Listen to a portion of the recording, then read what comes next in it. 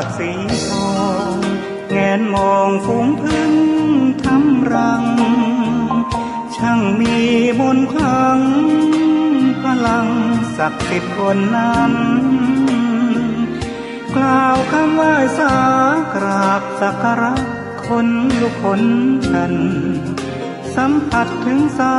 ยสัมพันธ์คงเป็นลูกหลานเคยร่วมสร้าง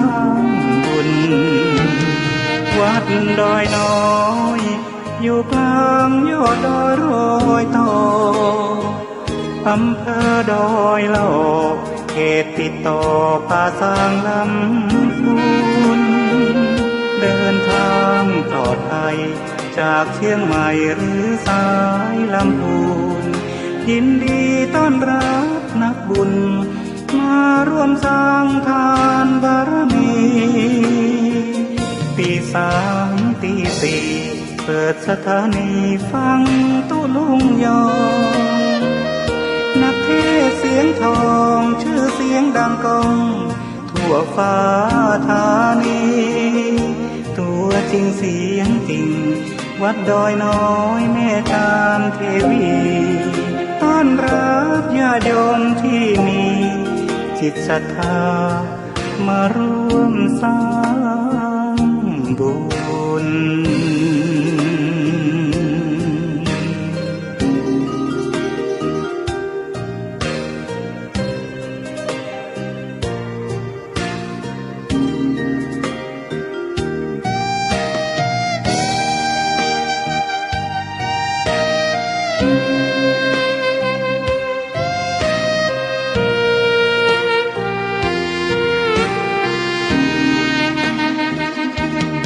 วัดดอยน้อ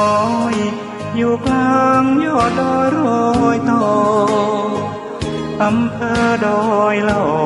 เขตติดต่อป่าซางลำพูนเดินทางปลอดภัยจากเชียงใหม่หรือสายลำพูนยินดีต้อนรับนักบุญมาร่วมสร้างทานบารมีตีสามตีสี่เปิดสถานีฟังตุลุงยอ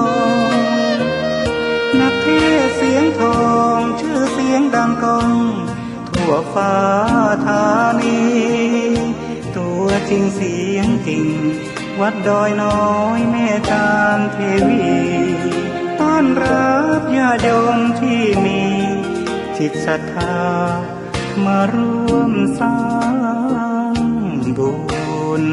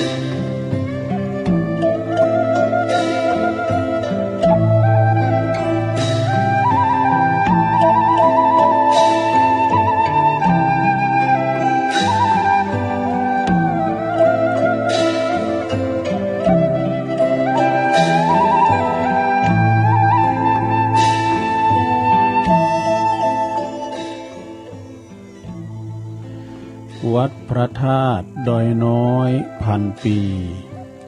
รสดีเข็นตะลุบลำใหญ่กวางชนเรื่องชื่อลือไกลกลองใหญ่สืบสารประเพณีตื่นเจ้าขึ้นมายิ้มแย้มแจ่มใสทุกโศกโรคภัยหายไปหมดเสียขอนอบน้อมแด่พระรัตนตรัยอันมีพระพุทธพระธรรมพระสงฆ์เป็นสรณะตีปึงกราบแนบไต่ไหวสาถวายความเคารพ มายังครูบาอาจารย์พระมหาเถรานุเถระตันเจ้าคณะพระสังฆาธิการพระภิกษุสามเณรเจ้าจุโตนจุองค์กูวัดวาอารามกูสำนักสงฆ์ขอความเจริญในธรรมเจริญปอนเจริญชัยมายังบรรดาปออกไม่ออกศรัทธาตันสาธุชนคนดีต่างหลายปอหลงแม่หลงปอลุงแม่ป่าปีป่าหน้าเอาอาศรัทธาตีนจ้องห้องวัดเท่าแก่หนุ่มกำใจยิงต่างหลายอันเป็นกีฬานุปถากสันนิบาตตันเข่าตื่นเจ้าขึ้นมาก็หมุนคืนมาฟังรายการตั้งแต่เสียงเพ่งมาเสียงตุลุงทองเสียงเพ่งมาถึงเวลาที่สามก็ตุลุงก็มาเข้ารายการเนเปิ้นตั้งชื่อว่ารายการสัพเพเหระปกิณณกะขอนลุงไก่แจ้งรายการเสียงธรรมแสงทอง ซึ่งจัดดำเนินรายการบริหารเวลาโดยต้นโตแห่งอาตมาภาพเก่ากระผมตุลุงนันชัยวัฒนาคเสโนแห่งวัดพระธาตุดอยน้อยตำบลดอยหล่ออำเภอดอยหล่อจังหวัดเชียงใหม่มาปบมาปะกันสามเจ้าพัดศุกร์เสาร์วันเสาร์นี่ก็มีกิจกรรมเอาอกเอาใจปอหลงไม่หลงเขาดิบได้ไปวัดไปว่าเอาบ้านปิ้นวัดไปเลยก็เดี๋ยวทวนความจำกรรมต่างๆนะตุลุงก็จะปิ้นเก้าปิ้นโหเนาะหือศีลหือปอนกับศรัทธาญาติโยมต่างหลาย7 วันไหนก็มาหับศีลกันให้เตอหนึ่งอีกแล้วก็มาโทนกรรมต่างๆกรรมโยงเข่าบาดก้ากรรมสุมาขันเกี่ยวตังสามกรรมปจานทั้งหมดตึงโลงไอ้เตอนะเนาะมันจะว่ากับปจานเนี่ยเป็นปิ้นผุนนำนะแล้วก็เขาก็ว่าไปตามกันขอบคุณต่างปีน้องศรัทธาที่เปิ้นตื่นจืนขึ้นมาลุกมาเมื่อเจ้าก็มาฟังเพลงถึงเวลาตัวลุงก็เข้ามาอันนี้เป็นรายการแหลกเนอที่มาจัดกันแบบสดๆเรียกว่าจัดกันมากันโตปิ่นก็จะสลับสับเปลี่ยนกันในวันติดจันทร์การปุดอันนี้ก็เป็นภาระหน้าที่อาจารย์ท่านพระครูอภิวัฒนาวิกรมเจ้าวัดปากตั้งเจริญนะเปิ้นก็มาโจโหมันพองสำเติมมันก็เปิ้นก็เข้า1 ชั่วโมงกึ่งด้วยก็30 นาทีโดยปันโอกาสให้กับครูบาอาจารย์ที่เปิ้นนิมนต์มาเข้ารายการมีหลากหลายเนาะแล้วก็โพสต์มาวันพัดวันศุกร์วันเสาร์ก็เป็นภาระหน้าที่ของตุลุงเนาะที่จะได้เข้ามามามาปบปะพี่น้องศรัทธาปออกทั้งหลายที่เปิ้นนอนบ่หลับก็มาฟังแก่เงาไข้เขียดกันไปศรัทธาญาติโยมทั้งหลายเนาะทุกอิริยาบถ4นางนอนยืนเดินนะก็ตามมัธยาศัยนอนอยู่หั่นน่ะเด้อก่อนที่ตุลุงจะมาเอ่ยไปตั้งสถานีที่เปิ้นมีบุญต่อโสตประสาทหูของเฮาฟังกันเก่าสถานีในตอนเจ้าวันนี้ตุลุงก็จะมานำไหวพระแล้วก็สวดมนต์กันเนอลงเนอเพื่อความเป็นสิริเป็นมั่งกันละเป็นมงคลกับตนกับตัวกับขอบกับโคกับลูกหลานตานเต่านะอยู่ดีมีสุขเฮาสวดมนต์ปิ้นนิดนี่มีสิ่งศักดิ์สิทธิ์ปกป้องคุ้มครองรักษาเทวดาคุ้มครองเนอถ้าว่าได้ก่อนปิยังนะถ้าว่ายกมือไหวซ้ายก็ได้เนาะพร้อมแล้วบ่ลงบางลงโอนแม่บุญพินตึงลงตึงลายเนาะมันต้องลุกมาเดินในลงเนอนอนอยู่หั่นเนาะนะเดี๋ยวเฮาก็ว่าด้วยกันว่าในจิตในใจเนาะคือความที่ว่า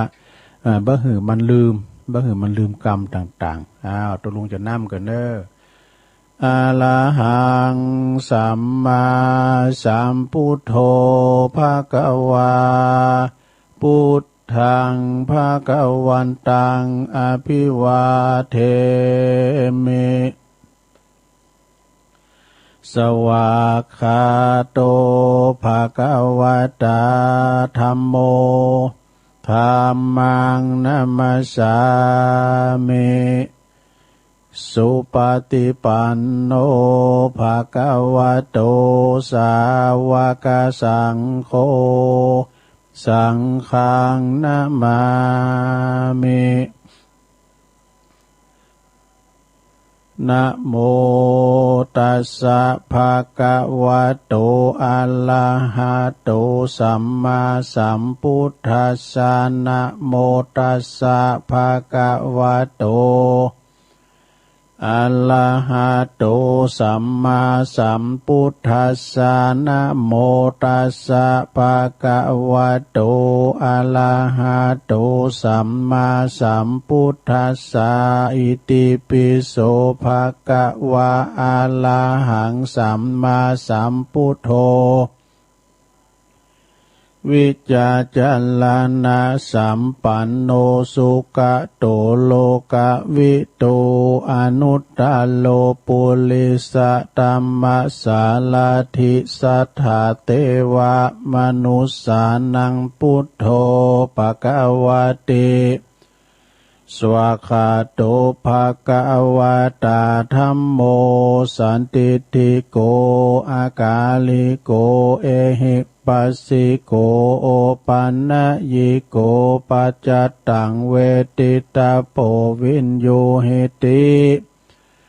สุปฏิปันโนภะคะวะโตสาวกสังโฆอุจจุปฏิปันโนภะคะวะโตสาวกสังโฆยายะปฏิปันโนภะคะวะโตสาวกสังโฆสามิจิปฏิปันโนภะคะวะโตสาวกสังโฆญาติตังจัตตาลิปุริสายุคานิอัตถปุริสปุคคลาเอสะภะคะวะโตสาวกสังโฆอาหุนายโยปาหุนายโยตักขินายโยอัญจลิกาลนิโยอนุตตลังปุญญเขตังโลกัสสาติจายันโตโพธิยามูเลสกายานังนันทิวัตโนเอวังตวังวิจโยโหหิจยสุจยมังคะเลอัปปลาจิตตปันลังเกสีเสปัทวิปุคเลอภิเสเกสัพพพุทธานังอากาปโตปโมทติสุนักตังสุมังกัลลังสุปปตังสุโหติตังสุขันโนสุโมโหโตจะสุยิทังพรหมจาริสุปัฏขินังกายกัมมังวาจากัมมังปัฏขินังปัฏขินังมโนกัมมังปณิทิเตปัฏขินาปัฏขินานิกาตวนัลลพันตัตเถปัฏขิเนสัพพิติโยวิวัจจันตุสัพพะโลกโควินาศตุมาเตภวัตวันตลายโยสุขีติขายุโกภวะอภิวาทนาสิลิสานิจังวุตาปจายโนจัตตารโอธรรมาวาทันติอายุวันโนสุขังปะลังเอาแล้วสัทธาญาติโยมทั้งหลาย บัดจ้าบ่โวยเนาะระยะมออีอ่ะ กันโวยล่ำไม่ลงต้วยมันเต้นนะหมอเนี่ยเอามออีเอามอปอสมโกนมาชิมะปฏิปทาหมอกปานกลางเนี่ยเนอะก็ได้สวดมนต์กุลปฏิตไลรัตนะกุลพระพุทธพระธรรมพระสงฆ์เนาะกุลพระแก้วเจ้าทั้งสามประการจงได้ดลบันดาลมาปกป้องคุ้มครองรักษายังครูบาอาจารย์พระมหาเถรานุเถระ พระสงฆ์องค์สามเณรเจ้าอยู่กับวัดกับวางอกงามไพบูรณ์มีสง่าราศีอยู่ก้ำจูปูจาวรพุทธศาสนาของพระพุทธเจ้าของเฮาเสียงจิรการยาวนานเผยแผ่สัจธรรมคำสอนแล้วก็ปินนาบุญศรัทธาได้สักการะปูจากราบไหว้นะยึดเหนี่ยวจิตใจปอออกไม่ออกศรัทธาเปิดมาตานโกเขาก็เอวังโหตุหำหิหำไห้ไปหมอกปอสมโกนปอออกศรัทธาก็เหมือนกันอยู่ดีมีสุขนะมีสุขภาพพลานามัยสมบูรณ์แข็งแรงหนาแดงเสงห่างไกลจากโควิด อยู่กับลูกกับหลานไปเหมือนวันนี้เป็นโอกาสดีนะที่เฮาจะได้มีกิจกรรมโดยกันปู่ลามก็มาปู่จานก็มาท่านนายกก็มาปอหลงกำนันผู้ช่วยดูมากันพอก็จะมาเนี่ยดูมาหลายปอกสตาก็มากันแล้วมาซุ่มกันนี่นะใส่แมสเถอะนะลงเนอะ ใจว่าก็แม่ฉีดยาแล้วนี่ก็ปลอดภัยอะค่ะฉีดยาวัคซีนเข็มนึงแล้วนี่บ่ได้นะสตาเนี่ยต้องใส่อยู่เนอะแมสนี่นะจะไปละนะใส่ปิ้นนี่จะไปปิ้นประจำเลยเขาพอแล้วเปิ้นอ่านข่าวเนาะเปิ้นพอโทรทัศน์นะเพื่ออ่านข่าวนักข่าวที่เปิ้นอ่านข่าวโทรทัศน์ซองต่างๆเปิ้นใส่แมสหมดดู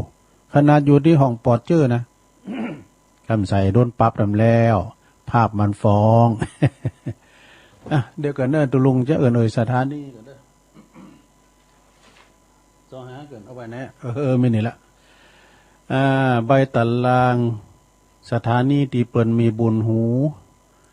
แก่เฮาตั้งหลายเก่าสถานีดังต่อไปนี่เด้อสถานเด้อที่เปิ้นรับสัญญาณรายการธรรมะโชงตอนเจ้าตี 3 ถึงตี 5ก็สถานีวิทยุ คลื่นพระพุทธศาสนาและวัฒนธรรมวัดฝายหินตำบลสุเทพอำเภอเมืองเชียงใหม่ FM 104.50 เมกะเฮิรตซ์โดยเมตตาบารมีธรรมอาจารย์ท่านพระครูสมุวิสุวัฒน์วรกิจโจอาจารย์ไปก็ลิงก์สัญญาณไปปิ้นตีเรียบร้อยสถานีวิทยุของคณะสงฆ์อำเภอฝาง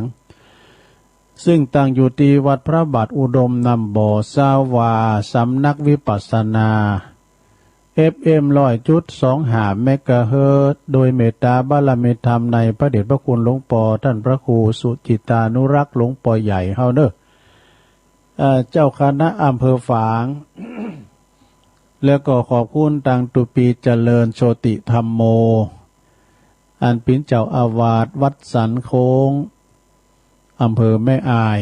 แล้วก็ขอบคุณตุปีอมรเทพอุปสันโตอุเถินตุปีโจเนอะได้เป็นพระเจ้าหน้าที่ลิงสัญญาณไป3อำเภอฝั่งครอบคลุมโมดตัวลุงเช็คระบบวันนี้มีปัญหาเสียงใสปิงสถานีวิทยุแดนดินถิ่นล้านนาตั้งอยู่ที่บ้านโฮงโงตำบลนำบ่อโลงอำเภอสันป่าตอง FM 103.50 เมกะเฮิรตซ์โดยคุณรุจิสมบัติเงาคำเจ้าของสถานีวิทยุคลื่นธรรมะของชุมชนตั้งอยู่ที่วัดห้วยตองสักตำบลขวงเปาอำเภอจอมตอง FM 98.75 เมกะเฮิรตซ์โดยเมตตาบารมีธรรมอาจารย์พระครูวาปีวรมานิตท่านพระอาจารย์ชาวลิตชัยวังโสอันนี้โซนใต้ก็เสียงดังฟังชัดนะเปิดเพลงขางเพลงใส่ตั้งหมดตี 2มาละ ฟังเพลงเก่าเนาะสถานีวิทยุมนต์เสียงธรรมจากอำเภอแม่แจ่มตั้งอยู่ที่วัดบุพารามตำบลช่างเครื่องอำเภอแม่แจ่ม FM 106.25 เมกะเฮิรตซ์โดยเมตตาบารมีธรรมหลวงปู่พระครูมงคลวิสิทธิ์หลวงพ่อเจ้าคณะอำเภอแม่แจ่มขอบคุณตังตุปีพระปลัดอุทัยตึง2อุทัยโดยพระเจ้าหน้าที่ลิงสัญญาณไปพี่น้องแม่แจ่มฟังกันหลายแต่มืดโทรมาในแม่ขันแก้วสถานีวิทยุเน็กแนวเรดิโอ FM เก่า 16.75 เมกะเฮิรตซ์ตั้งอยู่ที่บ้านโจงตำบลทุ่งกวาวห้างหุ้นส่วนจำกัดอนุสรณ์เรดิโออำเภอเมืองปานจังหวัดลำปางสถานีวิทยุ ชุมชนคนเหนือเขื่อนนะคนเหนือเขื่อนนี่ตั้งอยู่ที่บ้านดงดำอำเภอฮอดจังหวัดเชียงใหม่แผ่ขยายกระจายเสียงไปตะปุ่นอำเภอดอยเต่าปุ่นพองก้านะFM 90.75 เมกะเฮิรตซ์เนอะสถานีวิทยุเพื่อการศึกษาและพัฒนาอาชีพ R Radio Network FM 103.00 เมกะเฮิรตซ์อำเภอเมืองจังหวัดลำปางโดยคุณอนุพงษ์ตาจีนะเนอะสถานีที่9สถานีสุดท้ายสถานีวิทยุ R Radio Network FM 99.50 วิทยาลัยเทคโนโลยีการจัดการกฟผแม่เมาะลำปางดู4 5 6 9สถานีนะหลงดูต่างฟังเนาะกันไหลไปไหนมาดึงได้ยินบ่ล่ะเนาะได้ยินบ่ล่ะก็ต้องขอบคุณครับเจ้าหน้าที่ที่เปิ้นได้รับผิดชอบกดลิงก์สัญญาณนำรายการชงแรกเนาะคือว่าชงแรกของอรุณวันใหม่คือกับศรัทธาได้ยินได้ฟังโอ้อินดูเปิ้นคนเฒ่าคนแก่เฮาที่เปิ้นนอนบาดลับกระสายกระซับไปฟังหมอไปถามหมอคุณหมอค่ะ ยายพรนอนไม่หลับ ถ้ามานอนหลับก่อนพี่ยันลงน่ะตุลุงตึมเดือดร้อนมาดูกันมานอนหลับก็ปีนไปปีนมาขาบหนูขับไหนอ่ะโลยดูมาพุกในหอมจะได้เมื่อไหนเนาะบุรุษสบายอย่างตัวสมาร์อันใส่น้ำดอกใส่น้ำรับใจแล้วก็ลุยลายมันรับไปก็มาฮือตีนี้ผักกาดตอนไปไหน เนาะก็ไปทรมานโต๊ะเก่านะลงเนอะก็มันรับก็จะมาน่ะมันถึงนอนบัดรับตัวเองก็มานอนบัดรับมันเกิดไปโมดเกิดแถวกรุงเทพเกิดแถวนอกโลกมาว่ะดูก็มานอนรับใจนี่มันมีอย่างโวยต่อใจนะ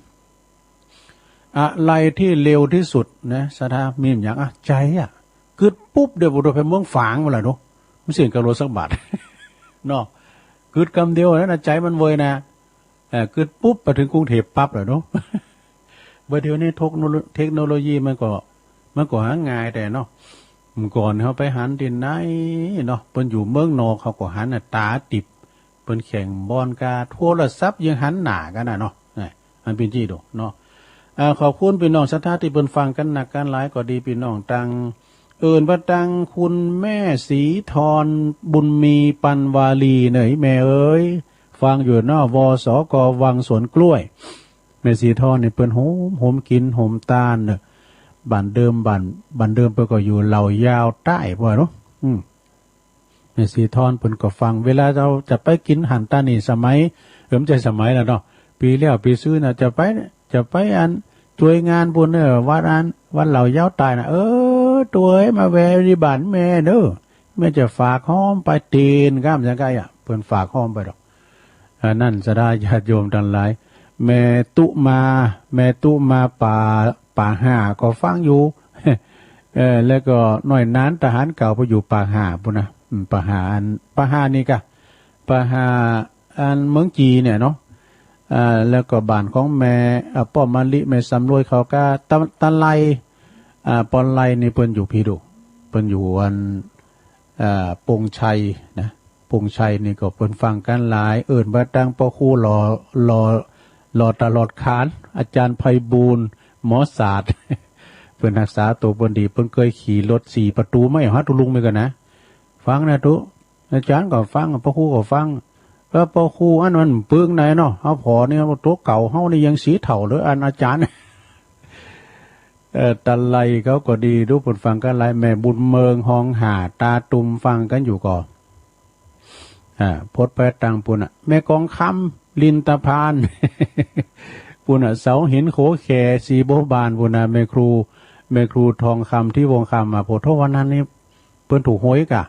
คุณนายผู้วามาแอวหากันได้ดอก อันนี้เปิ้นอสม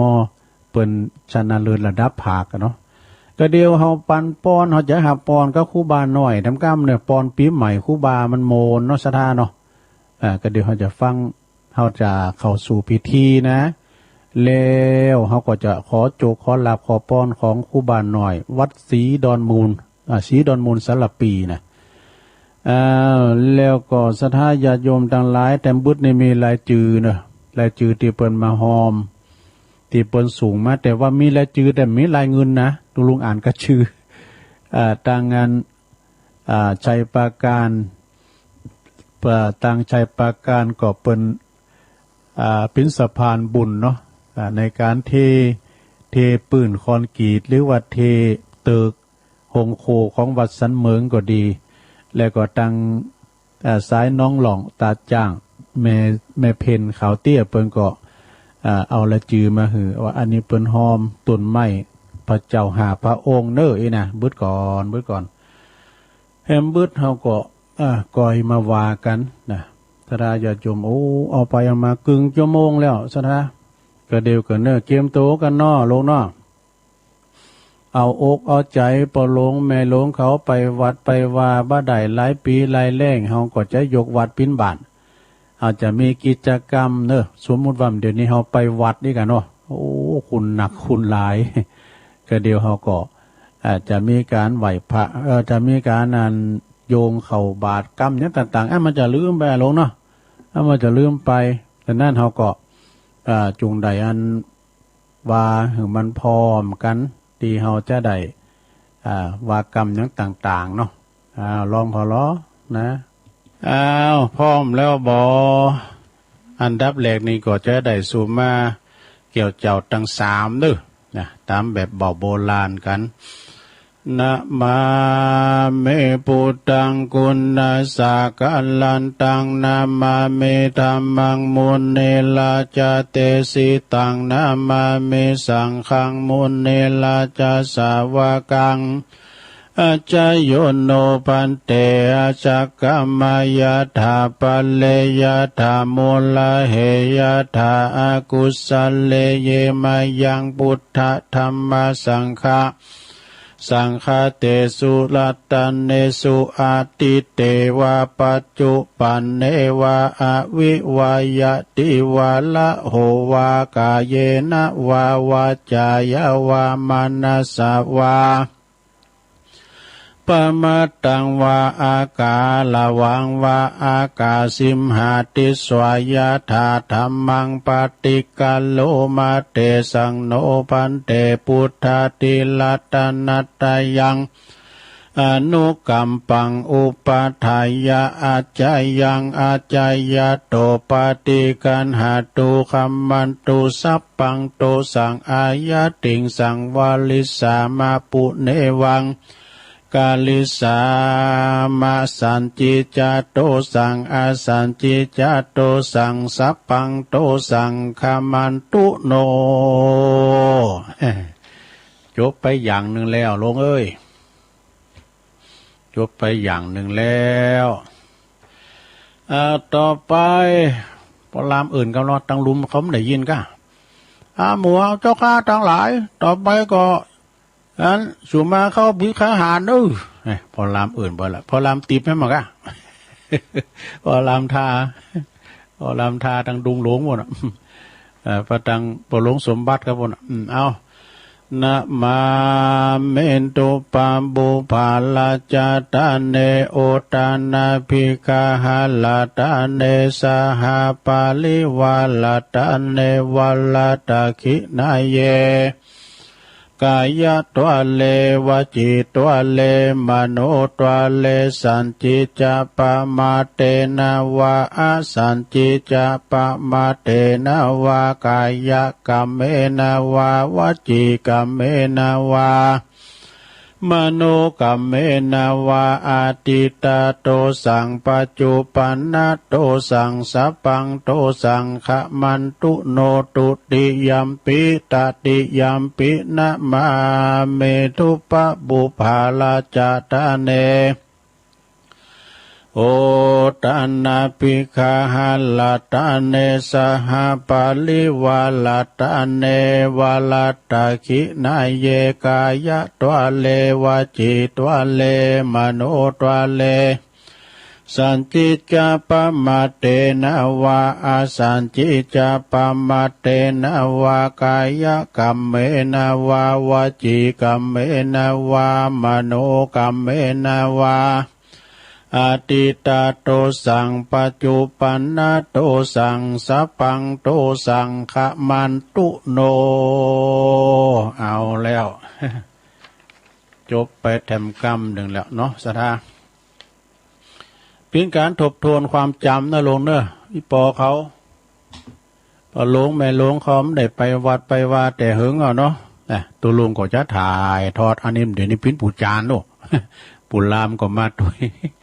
ตูเจ้าปิ้นตูเจ้าก็ดีปิ้นปูจานก็ดีปิ้นปูลามก็ได้ปิ้นนายกแล้วดู มันมาขอนในมดอะปิ้นอย่างอี้ดูก็สมมุติเราคนโลกของเขาเนี่ยมันเป็นโลกแห่งความสมมุติหลงสมมุติแพ้จือบนนะจือเกี่ยวเมื่อการห้องกรรมเนี่ยก็จะมาหมดนี่เนาะก็สมมุติจือแม่แต่โยธาบรรดาศักดิ์นี่ก็เป็นสิ่งสมมุติทางนั้นสดาโหโขนนี่เปิดเอาสีเหลืองมาใส่ห่มก็เป็นตูเจ้า โยธาบรรดาศักดิ์นี่เปิ้นก็มีเหมือนกันหมดประดับบารมีเนาะนายพลนายพันตำรวจทหารเปิ้นก็มียศมีฐานี่เป็นโหโขนซะตาที่เปิ้นเอามาใส่ไว้เฮาเนี่ยคือมีหน้าที่ทำอย่างอี้เนอเป็นตำรวจนี่ยับผู้ร้ายเนอนะเป็นผู้ร้ายนี่เป็นหมอป่นเนอนะเปิ้นมีดูโลกนี้คือละครแล้วแต่เขาจะแสดงเป็นตัวละครตัวใดตัวลุงก็แสดงเป็นปู่จานก็มีนี่ เป็นตัวเจ้าก็มีเนาะมันสูญอาลงจะไปกึดหยังน่ะหนักเตอะเนาะเปิ้นเอาหยังคือก็เอาไปพี่ตายเนาะสมมาตรคุณเฒ่าคุณแก่นะเปิ้นว่าครูบาสีไวเปิ้นอยู่วัดน้องเงิกนะวัดน้องเงิกเปิ้นว่าเปิ้นเอาปูนเขา8กุลแล้วก็เป็นอย่างหนึงไปนะบ่า ก่อนนี่เป็นคุณทำได้นะเนาะสเตปเปิ้นยกยอดมันนี่มันนั้นจัดการเรื่องรถเรื่องลาดีเนี่ยเอามาเป็นอปปลอยไป มันมียศมีฐานแล้วก็ใส่ติ้มเตียเนาะติ้มสูตรของมันกะมันมีตำแหน่งแล้วนี่ตะรถได้ด้วยเป็นผู้ช่วยก็ช่วยพอแก่พอลงมันเป็นที่เนาะสะดาเนาะเปิ้นเอาปูนเขา8กุลจำปีเนาะเอาศรัทธาเฮาทั้งหลายอันนี้ปุจจานตั้งใดเนี่ยแพะโป่งก้าปุจจาน พระจันทร์นั้นอายศรัทธาเฮาทั้งหลายต่อไปนี่เฮาก็จะได้คือมาเข้าพระเจ้าเด้อ เสียงเขียวมีกะพระจันทร์เอาสแตนเลนเอาไว้เด้อเอาสแตนเลนเอาไว้เอาว่าพร้อมกันเด้อลงเด้ออิมังโอตานาปินดาตานังติลาตานานังสากาจังเตมาปุเจมาตุติยามปิอิมังโอตานาปินดาตานังติลาตานานังสากาจังเตมาปุเจมาตติยามปิอิมังโอตานาปินดาตานังติลาตานานังสากาจังเตมาปุเจมาติกาลตังหิตายาสุขายายาวานิพพานายาสังวตันตุโนเอาเลยทำกรรมหนึ่งเนาะเกิดเดี๋ยวจะได้ใส่บาตรแล้วไผมีข้อกองก็ย่อโยงเอาจอใส่เก่าใส่โหปืดฝาข้อกองปืดกะติกนะไอออกจุงจุดไปปืดเมินมันจะยินบุลามอื่นไปทางหลังเหรออื่นด้านหลังข้าข้าวทั้งหลายโยงเข้ามาเด้อ บุลามก็ได้ปีน่ะนะสาธุองกาสะโอตานาปินดิปัตตังทานังเนปานาปัจจโยโหนตุโนนิจังโอตานาปินดิปัตตังทานังเนปานาปัจจโยโหนตุโนนิจังโอตานาปินดิปัตตังทานังนิพพานาปัจจโยโหนตุโนนิจังสาธุเอาแล้วตอนนี้ไปตุเจ้าเปิดก็จะลุ่งโฮงมารับบิณฑบาตสัตว์เขาไปยายแถวไปต่างโฮงหลวงปุ้นปัจจัยเทวบุตรอยู่แถวหน้าแม่ยิงเทวดาอยู่แถวหลังคนมีสตังอยู่ในศาลาบุญ เออก็ไผที่ซุปเกือบก็ถอดแคบเวไผซุปหมกอุ่นก็ถอดกุ๊บเวอดเอากำเดียวจะไปอู่กันนะยืนกันไปปีนแถวเนอตุเจ้าเฮาพาเนนเฮามี2-3ก้อมันมีหลายมันเข็ม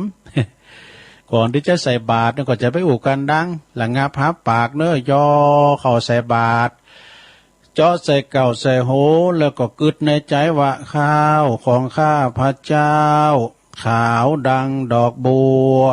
ยกขึ้นเหนือหัวถวายแด่พระสงฆ์จิตใจจำนงตรงต่อพระนิพพานขอให้ถึงเมืองแก้วขอให้แคล้วบ่วงมารขอให้ทันศาสนาพระศรีอานในอนาคตการโน้นเทิ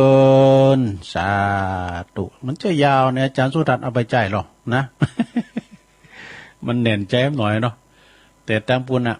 พี่นันเวทนี่เพิ่นเอาตลอดเนาะพี่นันเวทกลป.เอาต่อไปก็ไปยายแถวแล้วก็ตอนนี้ตุเจ้าเดินแล้วเนอะตุลุงทามาแล้ว เอาขายโยมไม่ไหนขายโยมเสาะเอาภาชนะเข้ารุ่นบาทเนอะมีกะละมังทางเป้กระสอบก็ดีนะซามูไรข้าวสารปักกบเลยกับปักกบขายโยมหมดนี้มันไปอยู่ที่ไหนฮะมันแก้วเขาค้ำม้ามจูเขาไม่ไหนพอปักกบแล้วเข้ารุ่นบาทที่ตุลุงทาไปที่ตุลุงทาไปเดี๋ยวมันจะขินปีที่นางไงแหละลงมันเดินขายโยมชูเขาได้อยู่ที่ไหนกลุ่มงุ่มย่านะมันไล่อยู่ฮะน่ะ ไอ้วางเขาอยู่ไหนเนี่ยมันงุ่มย่านะวันคำมาเบย ว่าเปิ้นว่าตัวไอ้ ว่าลินนั่นน่ะละตอนนี้ครูบาอาจารย์เดินมาละเนอสุขโหมะสุขโหมะไปใจนะลงเนอระงับพับปากจากนั้นครูบาอาจารย์ก็มาประทับมานั่งอยู่ที่แตนสังอาจทรงแล้วเรียบร้อยเอาพี่น้องบ้านเฮาเขาติ้มมือก็รีมกินก่อนเป็นอย่างนึล้างไม้ล้างมือแล้วเข้ามานะจะไปเดือดกันอยู่ในอาการอันสงบอยู่ในอาการอันเรียบร้อยน้อมจิตน้อมใจเบญหน้ามาตั้งพระประธานพระเจ้าหลวงในวิหารพินยกมือยอมือไหวนะตอนนี้ไปเฮาได้รับเกียรติจากท่านนายก วันนี้ท่านนายกเปิ้นมารวมทำบุญกับเฮาอาจจะได้เจริญปอนให้เปิ้นได้จิทูบจิเตนปูจาพระเกี่ยวเจ้าทั้ง3ประการโบราณเอ้ยลามเอาจิเตนสนุนเลยจิเตนถาไว้เลยเอาละเนอสดาอยู่ดีมีสุขเนอปากันน้อมจิตน้อมใจระงับฮับปากดักกันยอบ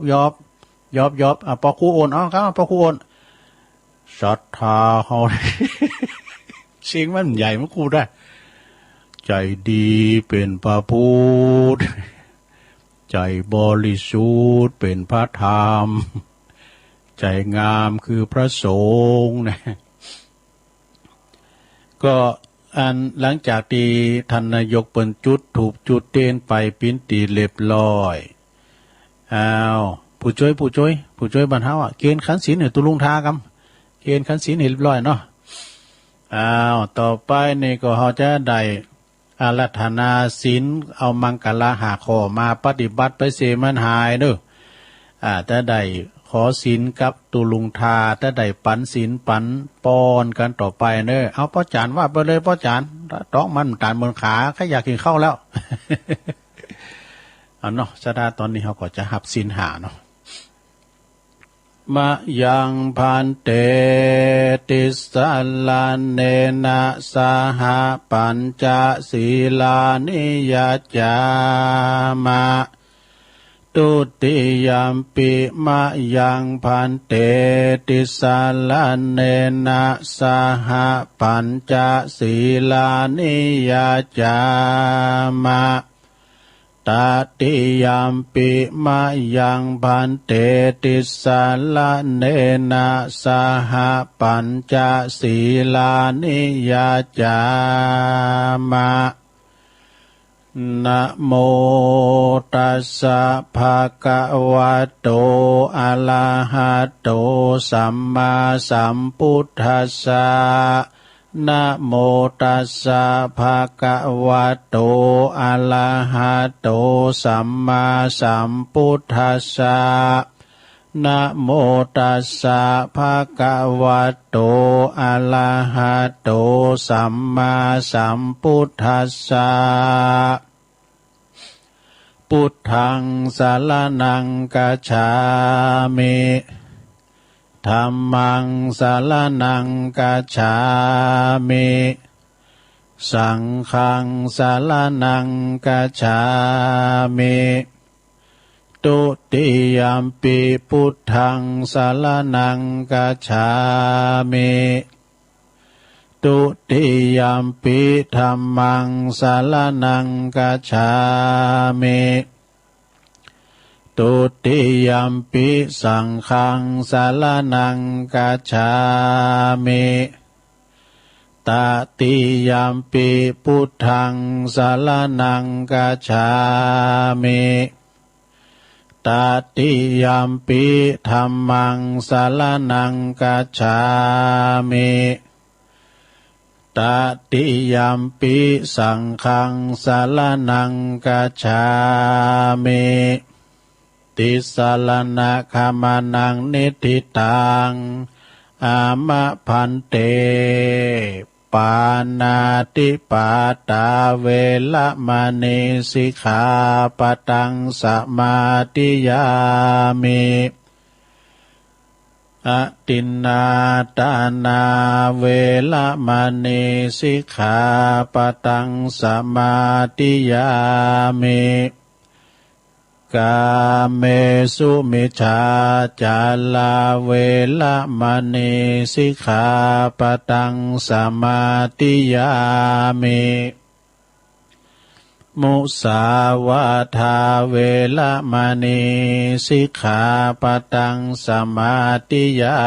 มิสุราเมรยะมัชฌะปมาตฐานาเวละมณีสิกขา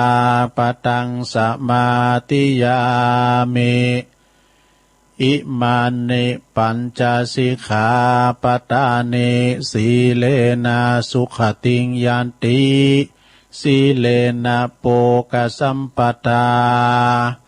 สีเลนะนิพุติงยันติตัสมาสีลังวิโสทะเยสาธุสาธุสาธุเอาละตุลุงทาปันศีลไปปิติเรียบร้อยศรัทธาญาติโยมทั้งหลายเก็บไว้ดีๆนะลงเด้อไปเสียมันหายเด้อหาขอมได้นะรักษาไว้กับเนื้อกับโตกับจิตกับใจเขี่ยวขาดปลอดภัยไกลจากโควิด ห่างไกลจากโควิดมันหอมมันหายเป็นหยังเสาร์หน้าตุลุงก็จะมาเอาปันหือแถมเนาะมันจะได้ซื้อได้ขายอย่างนั้นเนาะเอาปันศีลปันป้อนหือนี่นะโอ้โดยความตั้งอกตั้งใจได้แต่รักษาไว้บุญกุศลได้ปกปักรักษากับปอออกไม่ออกศรัทธาเนาะตันสาธุชนที่เปิ้นได้ฟังกันในวันนี้นะสดาญาติโยมทั้งหลายตุลุงก็สอหานี่ของงานครูบาหน่อย เปิ้นพันป้อนนี่จัดโมนนะปันป้อนปีใหม่ครูบาหน่อยปูนเปิ้นอยู่สระปีสีดอนมูล เดี๋ยวตุลุงเอาไว้นี่เนี่ยผู้ว่าหายไปไหนนะว่าจะเอาเปิ้นปันป้อนเนาะกับศรัทธา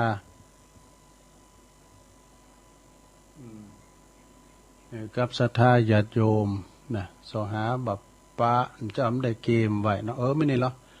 เอาปอนนี่กันเด้อลงเด้อเอาปอนครูบาหน่อยกันเด้อเพื่อความเป็นสิริมงคลเนาะเจริญสุขเจริญพรปออกไม่ออกทุกคนทุกท่านญาติโยมทุกคนทุกท่านซึ่งในโอกาสปีใหม่เกี้ยวพญาวันที่นี้ได้มาจูจอดลอดถึงเติงตันยังเฮาเจ้าข้าตั้งหลายแล้ว ดังนั้นขอฮือญาติโยมปะออกไม่ออกทุกคนทุกท่านฮือมีสติทุกเมื่อเพื่อจะได้พ้นจากภัยไก่จากทุกข์พ้นจากข้อปีข้อเดือนข้อวันข้อยามเพราะมาหลับมาตื่นมานั่งมายืนมาเตี้ยวมาเกี่ยวมาขีนข้อขึ้นเหนือล่องใต้ข้อปัดตั้งวัดตกตั้งวันออกข้อน้ำต่ำใต้ตลอดถึงข้อโควิดน้อยใหญ่นาต่างๆอย่าได้มากำกายยังตนยังตัวยังครอบครัวยังหมู่ยังคณะทั่วไทยทั่วโลกนักก็ขอฮือเป็นเบาหอนฮือได้เป็นเย็นคุณมัวฮือได้แจ่มใสโอกาสต่อไปก็ขี้คายไปนาถึงดีๆมีความสุขกายสบายใจอายุมั่นขวัญยืนยุวัตโกจุงมีอายุมั่นขวัญยืนยาวอนวัตโกมีเข้าของมากทุกสิ่งโอฬารสีเลวัตโกมีสีเล8ประการครบถ้วนยศวัตโกมียศถาบรรดาศักดิ์ล้วนคนโจมพระวัตโกมีกำลังอุดมจำไปในและไปนอกวันวัตโกมีผิวพรรณวันนะอันงามผ่องใสสุขวัตโกมีความสุขกายสบายใจสุขยิ่งขึ้นไปโหตุสัพพทาบ่อตุกละจัดโลกว่าวินัสยดมกรรมไกวยังตนยังตัวหรือโรคโควิดหลายอย่าได้มากำกายยังตนยังตัวยังเราเขาเจ้าข้าทั้งหลายทุกคนทุกท่านมีอายุมั่นขวัญยืน100 ขวบเข้าภาวษาเพื่อจะได้เกิดความเจริญรุ่งเรืองและมีการอดออมประหยัดมัธยัสถ์เพื่อจะได้การจับจ่ายนาต่างๆน้อยใหญ่นาต่างๆถ้ามันเกินความจำเป็นก็พยายามงดเลิกเว้นเอาสิ่งที่มันจำเป็นหรือของจ่องถูกต้องอยู่ในศีลเพื่อจะได้เกิดความสุขกายสบายใจในโอกาสข้างหน้าไปใจทั่วถึงทั่วยิ่งขึ้นไปจิมเตอ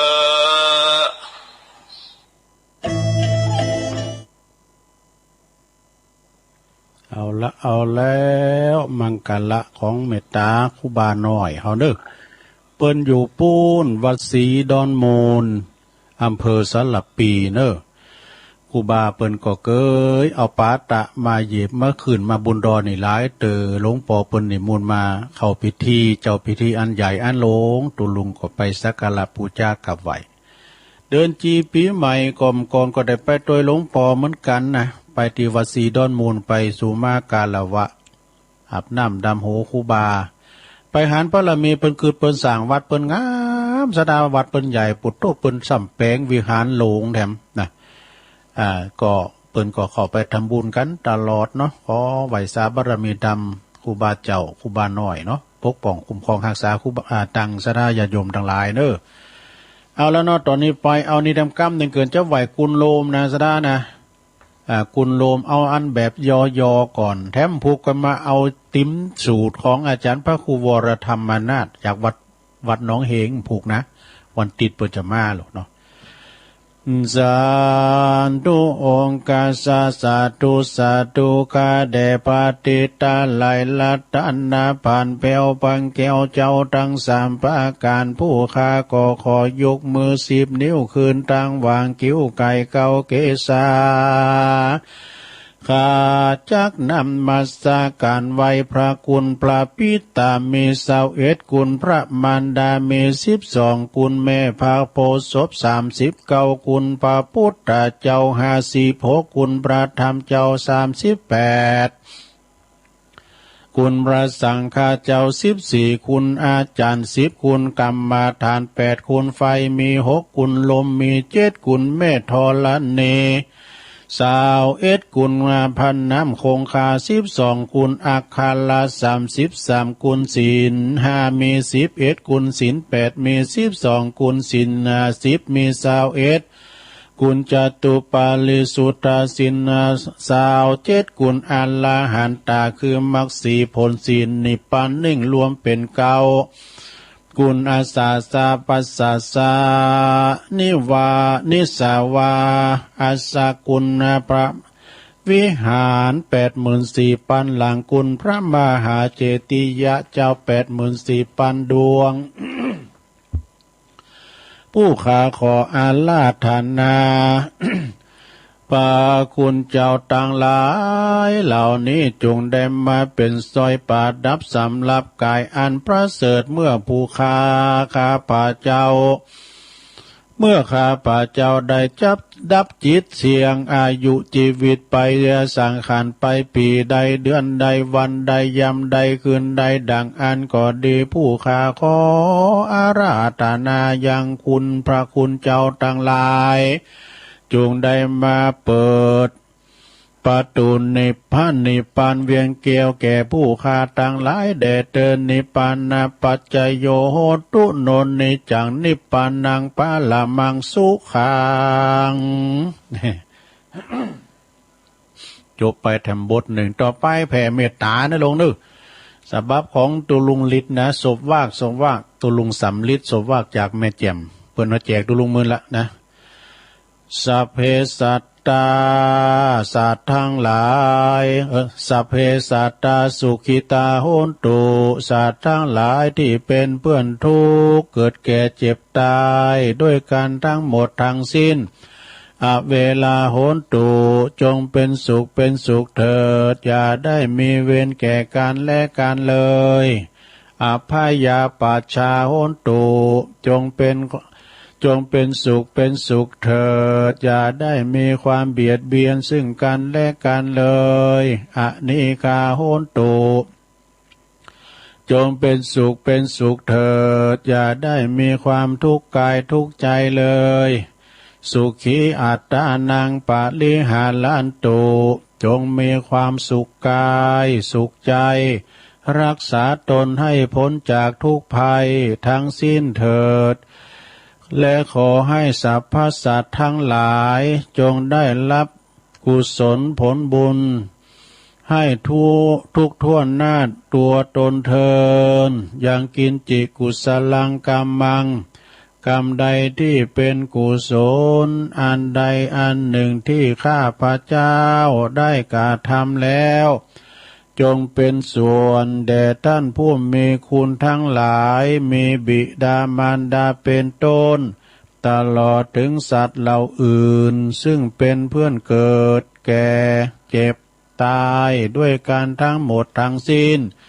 ขอให้ท่านทั้งหลายจงได้รับในส่วนบุญกุศลที่ข้าพระเจ้าอุทิศบุญนี้เถิดข้าพระเจ้าขอตั้งสัจจะอธิษฐาน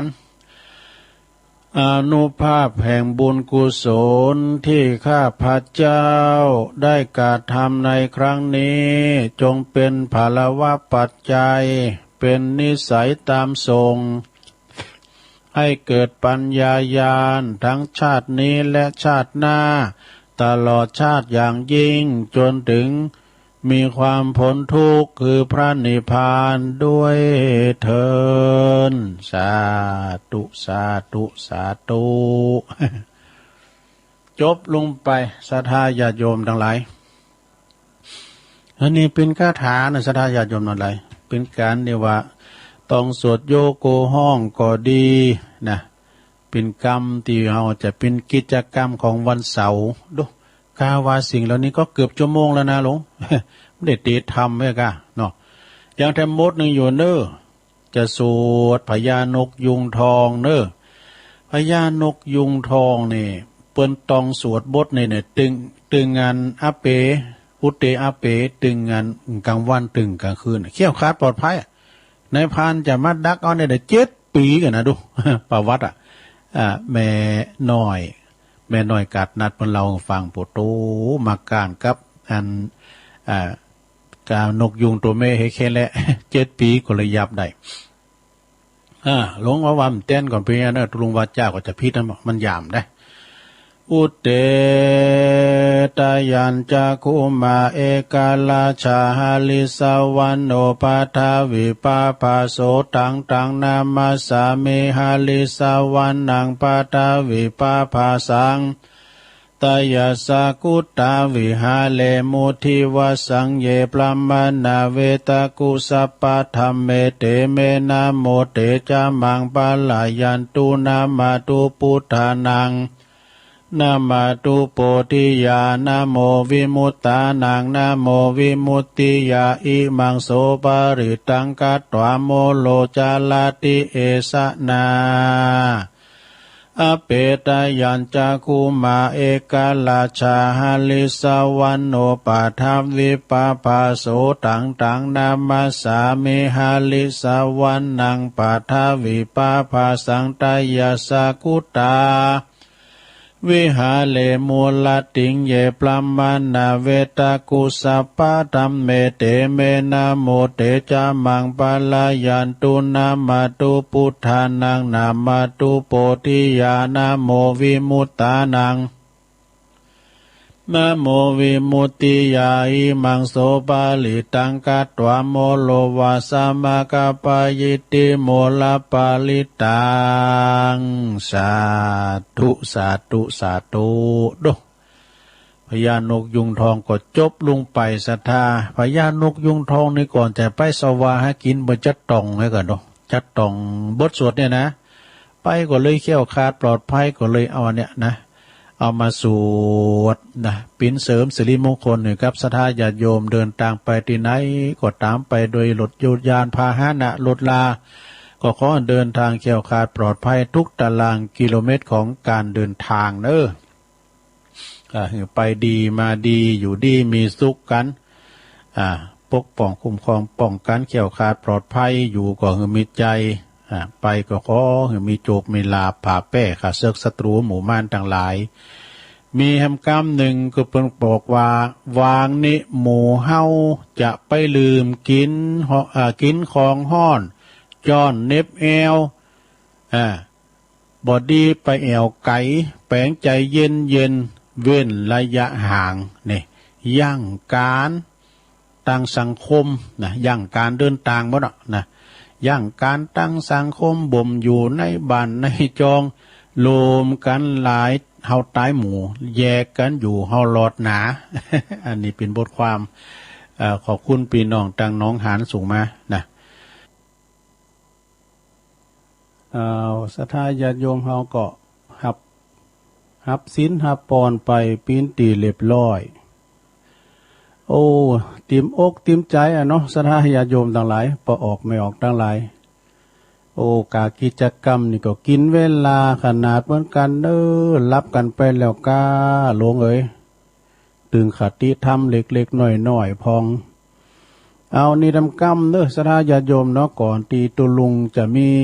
ลายจือลายนามมีโต๊ะจุยตีเปิ้นไห้เปิ้นหอมเปิ้นสูงมากหือข้อกล่าวนะเอาอันนี้มาไว้ก่อนของแม่รัตนาแม่แดงดอกตะล่อมปิ่นกำบักเก่ากำบักเก่าเอื้องพึ่งระมิงพัน พระครูอำนวยกับลำพัดอีกว่าใดเนาะกำบักเก่าเปิ้นบอกว่า10เถนผ้าบดเต่าคุมขวานล้าน10คุณบดเต่าลูกเต่าปวดตัวนี้เป็นปริศนาธรรมนะลงเนอะเปิ้นว่าผ้า10เถนนี่นะยังบดเต่าคุมมุยนะมุยนี่มันนักอย่างผ้าเนี่ยผ้าอ่างเนาะผ้าแวงก็ดีเอาไปเต็ดก็ไม่ใหญ่ไม่โหลมันจะตะปูดุมันบางเนี่ยคุมมันบางนะลองเอามุยเอาขวานเนี่ยไปก็แอนแง่นเฮ้ยคำว่าแอนแง่นนี่เป๊ะว่าอย่างไงแต่ถามไม่น้อยก็นึกคำว่าแอนแง่นนี่เป๊ะว่าอย่างฮะ แอนแง่นเขาใส่จุ๊บจุ๊บเวนาไม่ใหญ่มันก็ปุดได้เนี่ยเปิ้นว่า10เถนผ้ายังบัดเตาคุมขวานน่ะ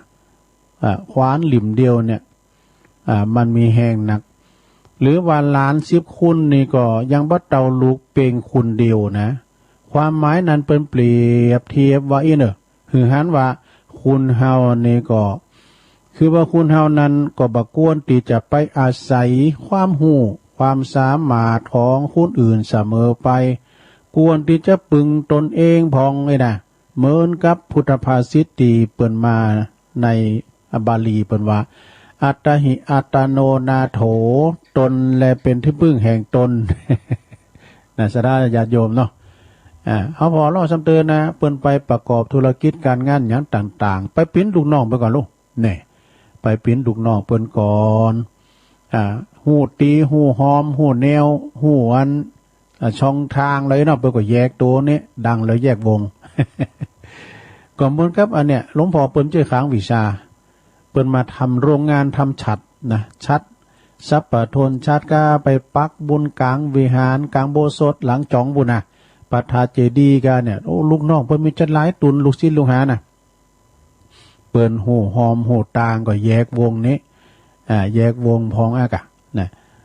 เพราะว่าเปิ้นจูมาแต่หึงแต่มึนเนาะเอาแต่บทหนึ่งสนาญาโยมตะไลเสมบ่อนนักเสมบ่คมนะเสมบ่คมคือใส่ดามนักความหูบ้านนักคือมันห้ำมันเห็นนี่เป็นคำว่าเก่าแต่เด้อเสมไปหูจ้าพองเสมก็คือจอบไปใจมันได้จอบก็คือคอบกอะเนาะคอบกเนี่ยฟังธรรมวนาในบทโอ้เล็บมือมันอะยักษ์นะเตากับคอบกเนี่ยรู้ขนาดเล็บมือยักษ์อะเสมบ่คุ้มหือใส่ดามนักความหูบ้านนักหือมันทำมันเห็นอย่างตุลุงไว้ความหูมันหนักโลกก่อนที่จะมาเข้ารายการเนี่ยมันจะเรื่องง่ายนะสดามันจะผู้แทนเป็นปลาไซในวันคำในปีที่ฟังเนาะแต่อันนี้มันต้องข้อมูลนะซอกหาคือเป็นการบริหารสมองด้วยซอกหาข้อมูลทำกันบ้านนี้ไปถึงสนามรบสนามรบแล้วมีอาวุธก็มันไปดีนะก็ต้องเกมไว้อันนี้ความหมายบนนี้เนี่ยเสมบ่คุ้มหือใส่ดามมันนักมาทำดามถึงจะใจคุดหรือมันเหมาะมือนะคุณเฮาที่มีความหูบ้านนักนั่นก็ควรที่จะขยันหมั่นเป็นนะหาความหูใส่ตนว่าอันว่าความหูนั้นก็บ่ใจว่าความหูในการเห็นหนังสืออย่างเดียวนะแต่ก็เป็นความหูในด่านต่างๆแถมศาสตร์ศิลป์ต่างๆมีโนพองก็เก่งวาดวิหารวาดภาพวิหารพองก็เก่งแปลงประดิษฐ์อันนั้นอันนี้นะปิ้นช่างฝีไม้ลายมือช่างไม้ช่างปูนปิ้นช่างฝีมือแต่ต่างๆที่เปิ้นเห็นมาเนี่ยนะเนาะพองก็ช่างขับรถ โชเฟอร์ความหูรอบตัวด้วยเพราะว่าความหูนั้นเนี่ยเปิ้นว่าเห็นจุว่าปุ่มหัวงอกก็ยังบ่จบในวันเด้อนะย่ำจบเด้อเห็นไปติ๊กๆอีน่ะฉะนั้นคนเฮาจะต้องหาความหูใหม่ๆมาใส่โตเองเสมอถึงจะเป็นคุณตันคุณได้นี่จบนะศรัทธาญาติโยมทั้งหลายตุลุงก็วันนี้มีหยังหลายนะเพราะว่ามันจะมีรายชื่อนิดหน่อยเนี่ยเปิ้นขอประกาศโอ้สุมาเนี่ยไปเรียนใส่ไม้หรอก็เดี๋ยวจะอ่านบอกเบอร์โทรคุณแม่สายพินกัลยาจังซอหือถ้าใหม่เกมปากกาไว้เด้อก็เดี๋ยวจะบอกเบอร์โทรใหม่นะเปิ้นไลน์มาหือเนี่ยอันนี้แน่นอนหน่อยนะขอประกาศศรัทธาญาติโยมทั้งหลายเจ้าภาพเนอะเจ้าภาพอันนี้เปิ้นเป็นเจ้าภาพปูนที่เปิ้นจะเทปืนโฮงโคของวัดแสนเมืองเนอะพระอาจารย์เน้นหลักปัญโยนันก็สายบุญของคุณแม่แม่ศรีอันนี้คุณแม่ศรีธรชัยปราการบนเด้อเปิ้นนั้นอยู่ใช้ปราการน่ะนี่ก็แฟนคลับของพระอาจารย์เน้นหลักโดยเปิ้นก็สูงและจือมาหึตุลุงที่เปิ้นปิดจะพาปูนโฮงโคเทคอนกรีตโฮงโคเทปืนนะถุงนึงก็100 บาทสำหรับปูนนะมีแม่ศรีธรเปรมจิตชัยปราการรวมทำบุญ3 ถุงก็300 บาทแม่ศรีลาวลีอันนี้ก็บันน้องโบนะชัยปราการแถม3 ถุงก็300 บาทแม่ศรีพันบุญเป่งนี่ก็น้องโบเหมือนกันรวมทำบุญแถม1 ถุง100 บาทแม่น้อยบัวละวงบันน้องโบก็แถม1 ถุง100 บาทแม่อุ้ยเฮือนบุญมาก่อน1 ถุง100 บาทแม่จันแก้วกอบคำปันแถม1 ถุง100 บาทแม่บัวซอนมูลปานนันก็แถม1 ถุง100 บาทแล้วอันนี้ก็มีแม่กรกมลเขยกลางบ้านดอยน้อยพัฒนาตำบลหนองหานอำเภอสันทรายพุ่นเด้อแถม1 ถุง100 บาทเด้อ อันนี้ปิ้นอันได้จือรายนามตีเปิ้นสูงมากถึงตุลุงประกาศนะปิ้นการตีหับปิ้นเจ้าพาปูนตีเทปืนโฮงโคของวัดสันเมืองเด้อพระเจ้ารวมทำบุญก็เอิ้นมาได้นะเอิ้นมาได้เพราะว่าปูนนั่นก็ทุงละ100 บาทหรือว่าจะแจ้งความจำนงกันสายไต่นี่ก็ไปตังแม่สีแม่เพนขาวเตี้ยก็ได้สะพานบุญเนาะคนสู้ชีวิตถ้าไปตังสายเมืองฝางก็แม่สีทรเปรมจิตก็ได้นะอันนี้ตุนไม้เนี่ยตุนไม้มงคลพระเจ้าหาพระองค์สายของแม่เพนขาวเตี้ยตาจ้างน้องหล่องเปิ้นก็มีเปิ้นรวมทำบุญปิ้นตุนในนายสถาตุนนี่ก็100 บาทอันนี้ก็จะเอาไปปลูกตีอุทยานธรรมพระสุนทรมุนีปูนตีลำปางบุญนะของพระมหาสมชาติชาตะปัญโยที่เปิ้นอยู่ทุ่งโป่งอยู่เพื่อจะไปเป็นประธานในการสร้างเป็นพวกนะศูนย์ปฏิบัติธรรมมจรนะตีลำปางพี่นะพระเจ้าปิ้นเจ้าภาพกอดตุนไม้กอดตุนละ100 บาทปิ้นตุนไม้พระเจ้าหาพวกทุลุงขอยับบะหันกำเดินนะเก้ามันปิ้นจะได้นะพวกทุนหน่วยมันนี่นะซะนะเปิ้นเอามาปลุกเสกนะปิ้นของดีดูนะปลุกป้องคุ้มครองป้องกันแข็งขาดปลอดภัยหิมากล้าขึ้นกล้าขายไล่ลองเงินไล่น้องทองไล่มาเนี่ยก็มีพ่อสมศักดิ์แม่เพนขาวเตี้ยตาจ้างอันนี้สะพานบุญ1 ต้น100 บาทต้นไม้มงคลพระเจ้า5 พระองค์แล้วก็มีนายอเนกชัยกวินเพิ่นอยู่อำเภอสันทรายบนนี้นะ1 ต้น100 บาทแม่นางจินตนาพรชัยกวินสันทราย1 ต้น100 บาทน้องเด็กหญิงจิตรลดาชัยกวิน1 ต้น100 บาทอันนี้แม่บุญรัตน์วัชระขจรกุลบ้านน้องหล่อง1 ต้น1 บาทแม่จันเปงยวมยงบ้านน้องหล่อง1 ต้น100 บาทแม่นายสามารถยวมโยมไม่น่าสมมาตรน้องหล่อง1 ต้น100 บาทน้องเด็กหญิงนัทณนันยวมโยมนะ1 ต้น100 บาทแล้วก็มีนางทิพวรรณตุมมาแก้ว1 ต้น100 บาทนายณพิพัฒน์ฉางเข้าคำ1 ต้น100 บาทแม่ฟองคำจินาอิ1 ต้น100 บาทนางแม่จันทราสิริลำปางบันสลิเต1 ต้น100 บาทปวงสมทรายนะสลิเตทั้ง1 ต้น100 บาทอันนี้ก็สะพานบุญสายเวงน้องหล่องก็แม่เป็นขาวเตี้ยเนอพระจะหายจะห้อมก็ไปที่หันใดนะไปตีแม่เพนใดเนอบ่ว่าจะปิ้นตุ่นใหม่มงคลบ่ว่าจะปิ้นปูนก็เจิญกันได้เจิญรวมทำบุญสนะญาติโยมทั้งหลายเจิญรวมทำบุญงานประเพณีทรงน้ำพระบรมสารีริกธาตุแล้วก็ใส่ขันดอก32 มหาบารมีวัดกูงูลืนบ้านสันเจริญตำบลน้ำดิบอำเภอป่าซางจังหวัดลำพูนในวันที่30 มิถุนายนและก็1 กรกฎาคม 64นี่เนอะพระเจ้าปิ้นเจ้าภาพสังฆทานพระสงฆ์พิธีนะก็หลายชุดอยู่ชุดละ 1,000 บาทนะติดต่อได้ที่ท่านพระอธิการประสบโชควิสุทธิธารีตุปี1เนอะเจ้าอาวาสเบอร์โทรศัพท์093 159 9542ฟังอีกครั้ง093 159 9542อันนี้ปิ้นเบอร์โทรเพิ่นเนอะแล้วก็มีเบอร์โทรของแม่สายพินช่างซอนี่ก็เดี๋ยวเกมมาเด้อก็เดี๋ยวย่ำถึงเด้อย่ำถึงเด้อก็เดี๋ยวก่อยเปิดสายเราตุลงจะแจ้งว่าเบอร์โทรของแม่สายพินนี่นะเดี๋ยวนี้จะตักไปทางไลน์กันเนอะสถานเนอะจะทักไปทางไลน์วันนี้วันเสาร์ขอบคุณตุปีหนุ่มเนอะตุปีหนุ่มทีมงานของวัดไฟหินเนี่ยวันที่25นี่จะไปถ่ายทอดปุ่นดอยนางแก้ว ขอบคุณคุณแม่สายฝนจันกุลณะเนอ บ้านน้องผาขาวปุ่นฟังอยู่เนอแล้วก็คุณแม่จิรพันธ์โมป้ออันนี้พี่น้องบ้านไก่หนองบัวแม่ขจารเวียงป่าเป้าแม่แดงอัมพรเต้นดอกไม้ตัวเนอโอ้ปอบุญธรรมชัยกาดเนอบ้านหมูเปิ่งเพิ่นฟังตลอดบัดต้านเขานะตุลุง เดี๋ยวนี้ก็ตักไปทางไลน์แล้วคุณแม่ครูทองคำที่วงคำ อันนี้เปิ้นอยู่ปุ่นเนอะ เสาหินสีโบบานเนาะแม่ครูยากศนนะแล้วก็เมตตาบารมีธรรมอาจารย์พระครูสมุวิสุวัฒน์วรกิจโจไวสานะครับเด้อ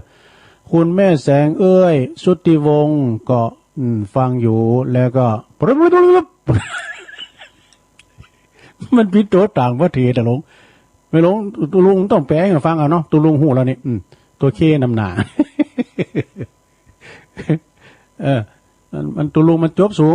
มันจะฮือกับดีเนาะบุญลังควายไปก็ดีปริญญาคุณแม่เดือนเพ็ญทิมหว่างเนอขอบคุณกำลังใจตุลุงเนอขอบคุณแม่สุทัศน์ดีมูลแสนพรมทุ่งปีแม่วางแม่พันแม่ศรีพันธ์นิทาวันนะเนอดอยสะเก็ดโอ้ยายไข่แก้วบันเสงเนอกราบไหวสาตุลุงฟังอยู่เนอเจ้าขอบคุณเนออาจารย์ชัยทองขันปอครูเขาเนอเจ้าเปิดเพลงในดวงใจเขาแล้วนะเปิดเพลงโปรดในดวงใจของอาจารย์ชัยทองขันนะฮะพะเยารอเธอ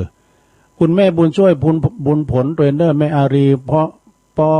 บุญศรียานะตัวเนอโอ้มีหลายอยู่นั่นนะคุณโยมลุงนิรันดร์ปันดอนตอง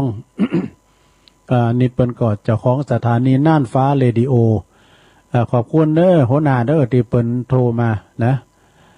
แล้วก็พี่ไอ้ใต้หัวเขาเนี่ยบรรจงกันทวง บรรจงกันทวง อันนี้ตัวแทนพี่น้องตังนำดิบเนอกราบไหวสาตุลุงนะครับเนอฟังอยู่สาธุแล้วก็ชมรมวิทยุสมัครเล่นดอยหลังถ้ำเนอโดยพี่ไอ้นิกรชัยน้อยนะแล้วก็ตุปีนาลงเนี่ยหรือว่าท่านพระครูสุวิธานนันทกิจนะปุ่นวัดทุ่งพึ่งตำบลทุ่งพึ่งอำเภอทุ่งช้างจังหวัดน่านอันนี้ก็เป็นครูบาอาจารย์เนาะก่อนไปก็อยู่ปัตตาเนี่ยก่อนนี่โทออกงานเดินสายเข่ากำด้วยกันไหวสานะครับเนอะแล้วคุณหนงอภิญญาเจ้าของนักร้องเสียงเพลงตำนานวัดพระธาตุดอยน้อยเจริญพรเนอไอ้หนงอภิญญาแม่ฟองคำติ๊บแก้วบันป่าไผ่บ่อทองตัวคุณแม่ยายจันเรือนใสเวงตาการเนาะ ขอบคุณเรเนอร์ที่เปิดฟังกันอยู่อันนี้ก็เป็นไล่นามที่เปิดตักมาต่างหลายนะสดาญาติโยมต่างหลายโอ้ก็ย่ำถึงเวลาเด้อเนาะสดาเนาะเดียวกันเด้อย่ำถึงเวลาที่จะเปิดสายเด้อก็เดียวก่อนอันนี้มันกำเนี่ยเกินสดาญาติโยมต่างหลายก็มีนี่ทำกรรมหนึ่งก็คือหมายความว่าอันนี้ก็กรรมของงานอาจารย์ท่านพระมหาเสาแก้วหรือว่าท่านพระครูปริยัติรัตนโชตินะเปิ้นก็บอกว่าเนาะสมัยก่อนเนี่ยสาญาติโยมทั้งหลายมัน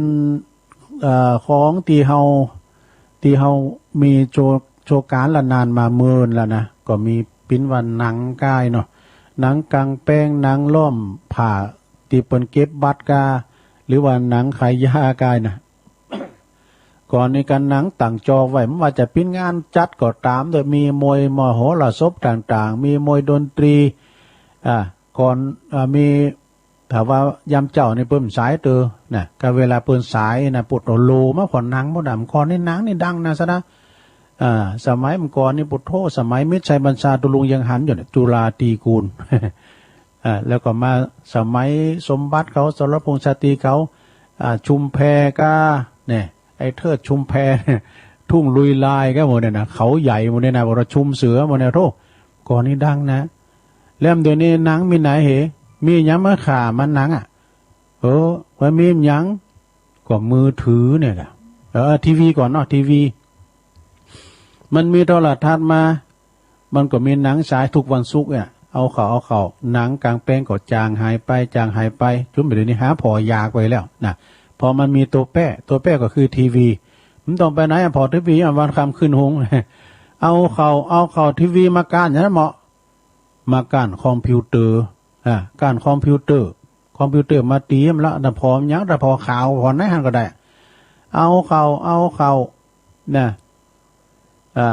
มือถือก็มาทำลายเมื่อทำลายนาฬิกาได้หมดเขายกมือถือกำเดียวขี่โมงเดี๋ยวนี้นาฬิกาขอมือเนี่ยมันไข่หันไปเลยเนี่ยเพิ่นพอนาฬิกาแป๊บเดียวมันตรงพอดีนะนาฬิกานี่ก็โดนมือถือนี่ขาหลายอย่างในโลกเนี่ย เอาเขามือถือไปขากล่องถ่ายรูปทำแล้วขาฟิ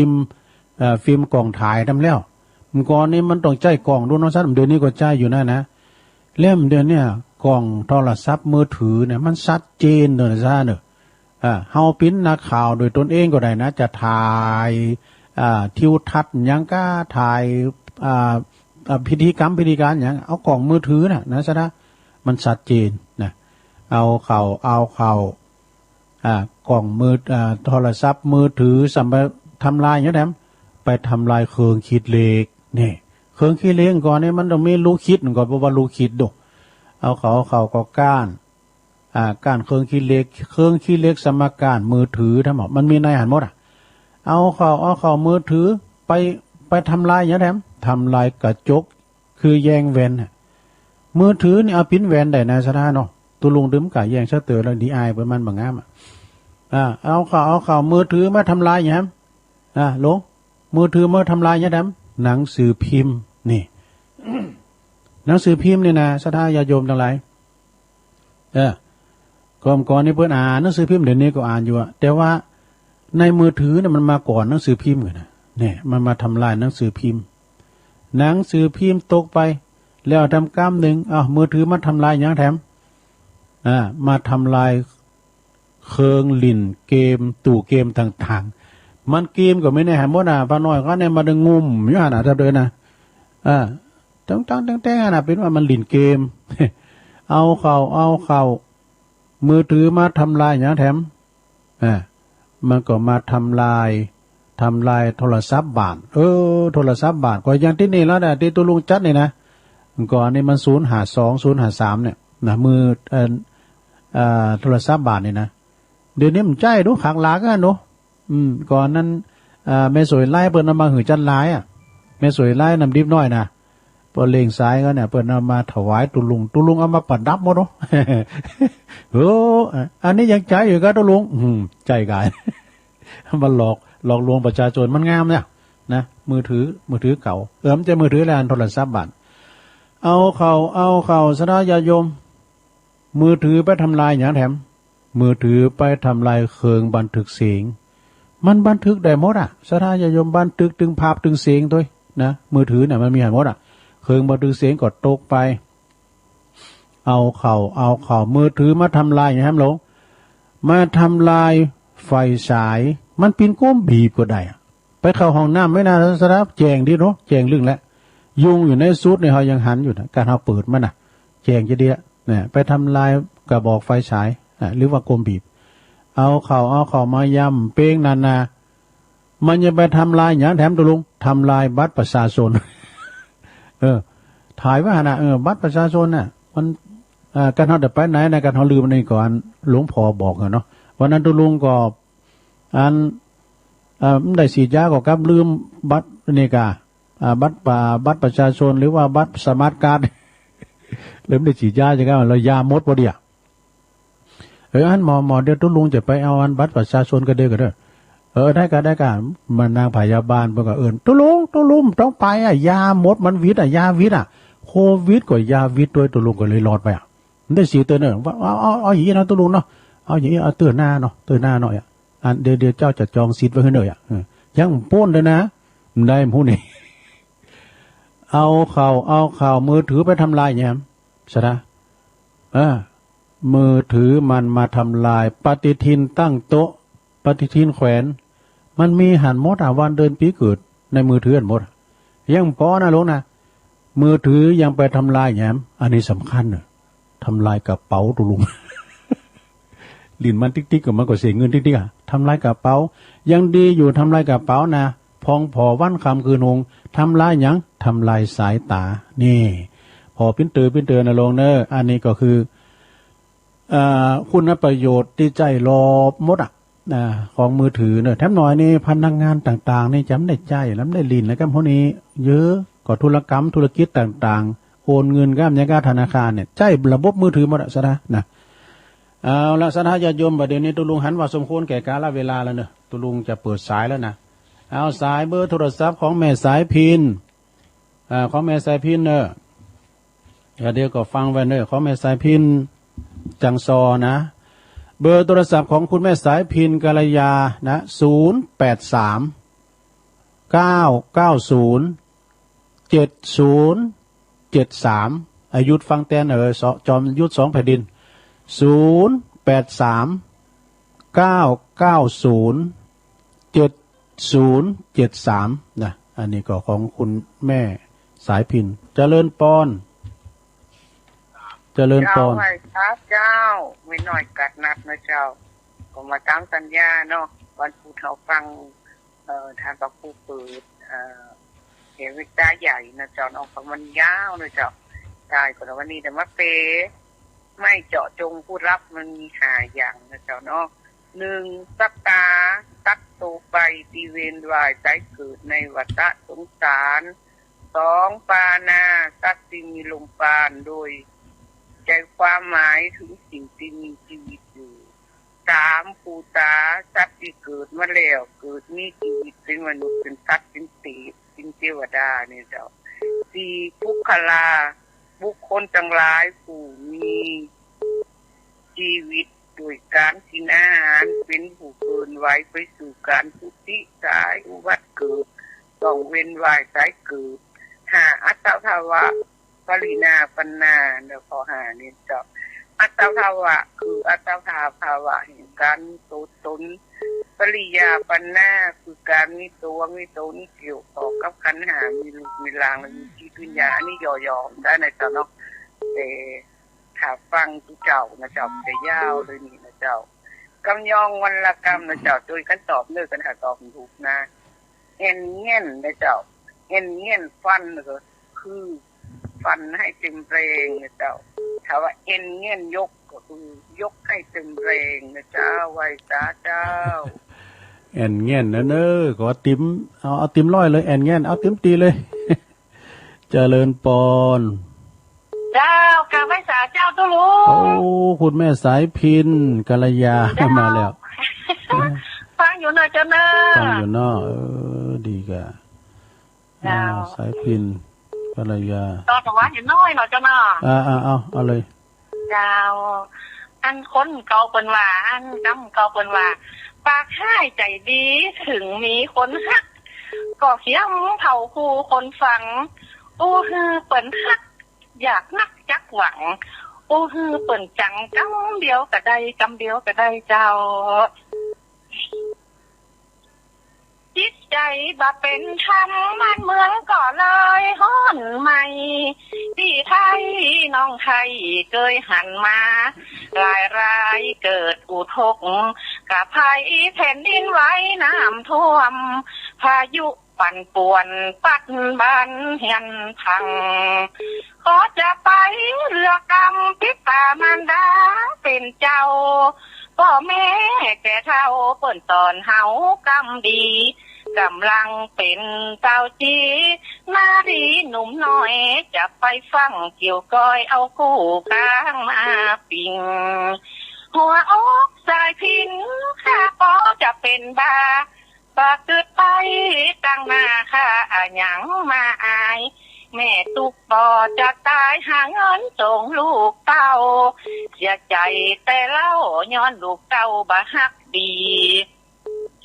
จะไปเหือเสียทีกับปอดใจด่างบานความเจ้าเฮานั้นมันหายากเต็มทีกำลังเป็นเจ้าจีโอ๊กมาตันตึงฟังซ้อนรถบึ่งกอดแอวตามกลางกอง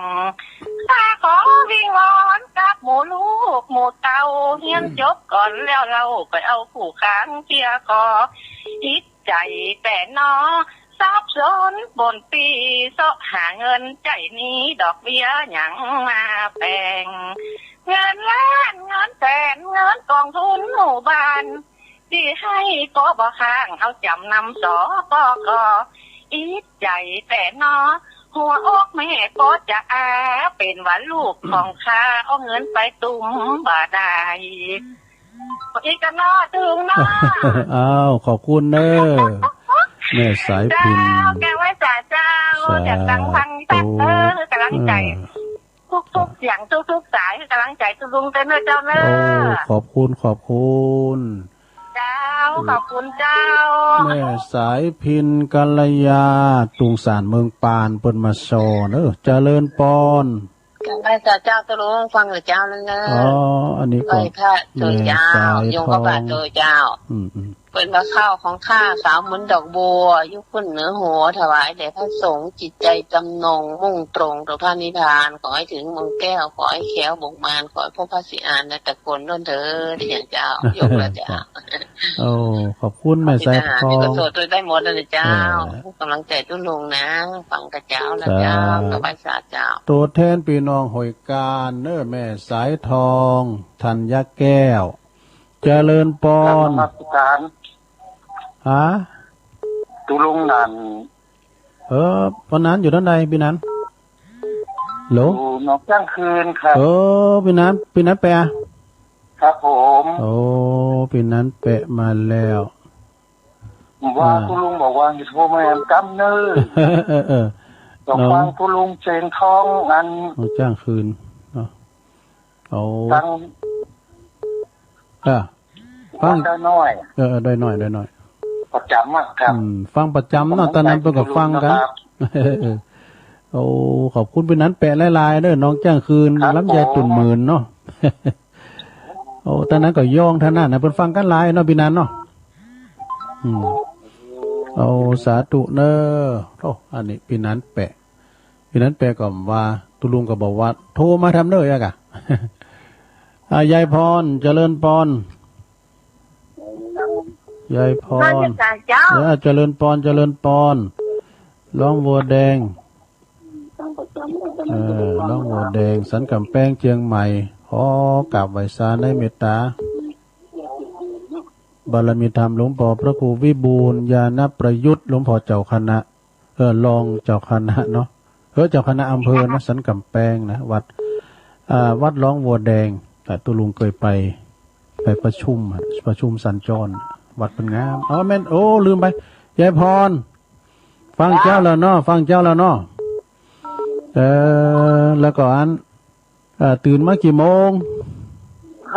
ตื่นเปิดเพลงอ่ะดีกะถามเพลงอยู่เจ้าอ่ะหมอค่ะนะก่อนนี้ประกวดดิยายพรนอนไม่หลับยายพรวันนี้เมื่อดังใดเนาะอยู่บ้านเนาะวันนี้อยู่บ้านละอยู่บ้านก็เมื่อไหนเดินหน้าเลยเดินไปเดินซ้ายดีนี่อันนี้ยายพรนี่ฝนตกตะบุญมีตกเนาะหมดกันเนี่ยตะนี้ก็ตกก็ว่าก็มาตกยายพรตะอีกันพุกโทรมาดำแล้วจะมาเจ้าก่อนก็เอาเนี่ยมันจะจ้าก้ามันยาวก้ามาเดี๋ยวลองมาล้อเอาไว้หน่อยนี่จ้ะเอาเนี่ยหินไหนเราทำกรรมเนี่ยเอาเลยแหละจงทำดีศีลถือความสัตย์จงปัญญาใจชักนักเถื่อนขึ้นทีจงชื่นฟังบิดามารดาผู้ใหญ่แต่ดูดีจงมามีกตัญญูรู้คุณร่วมกันได้ด้วยไม่ตียินดีในสิทธิของตนไม่สับสนประเวณีเต่าว่าจีเป็นได้ถึงชื่อสัตว์เก่งคัดในความในกันไม่ประมาทเอาละยินดีนะยายพรเป็นแบบว่าอีกแล้วอกแล้วใจเนาะความสุขของคนเฒ่าไม่มันต้องมีอยู่ฮะกาโมมีอยู่มีตุ้นอื่นกันโทรมามื้อนะโทรมาสวัสดีสวัสดีสวัสดีกุ๊ดไนท์มันใช่กะแต่เนาะบุญใครเขตโทรไปใครเขตนะเจริญปอนไหว้ศาลเจ้าก็ลุงอันนี้แม่สีเจ้าแม่สีปัญโยตุนพึ่งสลับปีแม่สีฟังเจ้าแล้วเนาะก็ ตุลุงขออันสักกำไหว้แม่กะเพียกสักบทนะเจ้าน้าลองมาเหรอไหว้สาเจ้าอันเริญนะโมตัสสะแม่กามหาพรหมาสีเมตตาปัญจพุทธานะมามิหังนะเจ้าเน้ออันนี้เป็นคาถาแม่กะเพิกเนาะเจ้าคำว่าแม่กะเพียกนะเจ้าเน้อก่อนรับก่อนนอนก็ไหวนี่แม่เด้อโตแม่กะเพิกนี่ลูกเป็นกตัญญูเนาะสาธุโทแม่สีนี่ก็ขอบคุณแม่สีปัญโยตุนพึ่งสลับปีน้องของเคยญาติของอาจารย์เกษมปัญโยหุยปัญจอดครับผมนี่น้องโกบาครับผมน้องโกร่างกายจะมืดมิดแต่จิตใจสว่างอยู่เสมอต้องมีธรรมทุกวันครับผมครับผมโอ้เน็ตเหมือนกันเนอะวันโอ้วันไปสุโขทัยหลายวันก็มาตุลุงขนาดดีกันพยายามผมฟังทุกวันเลยครับโอ้ขอบคุณเนอะที่ฟังนะเนาะครับผมสาธุฟังกันไปซะนะอันนี้มันรายการหน้าหมูเฮาเนาะอู่กันเสมือนญาติพี่น้องครอบครัวเดียวกันเจริญปอนไหว้สาเจ้าเด็กหญิงอ้วนมาแล้วยายอ้วนมาแล้ว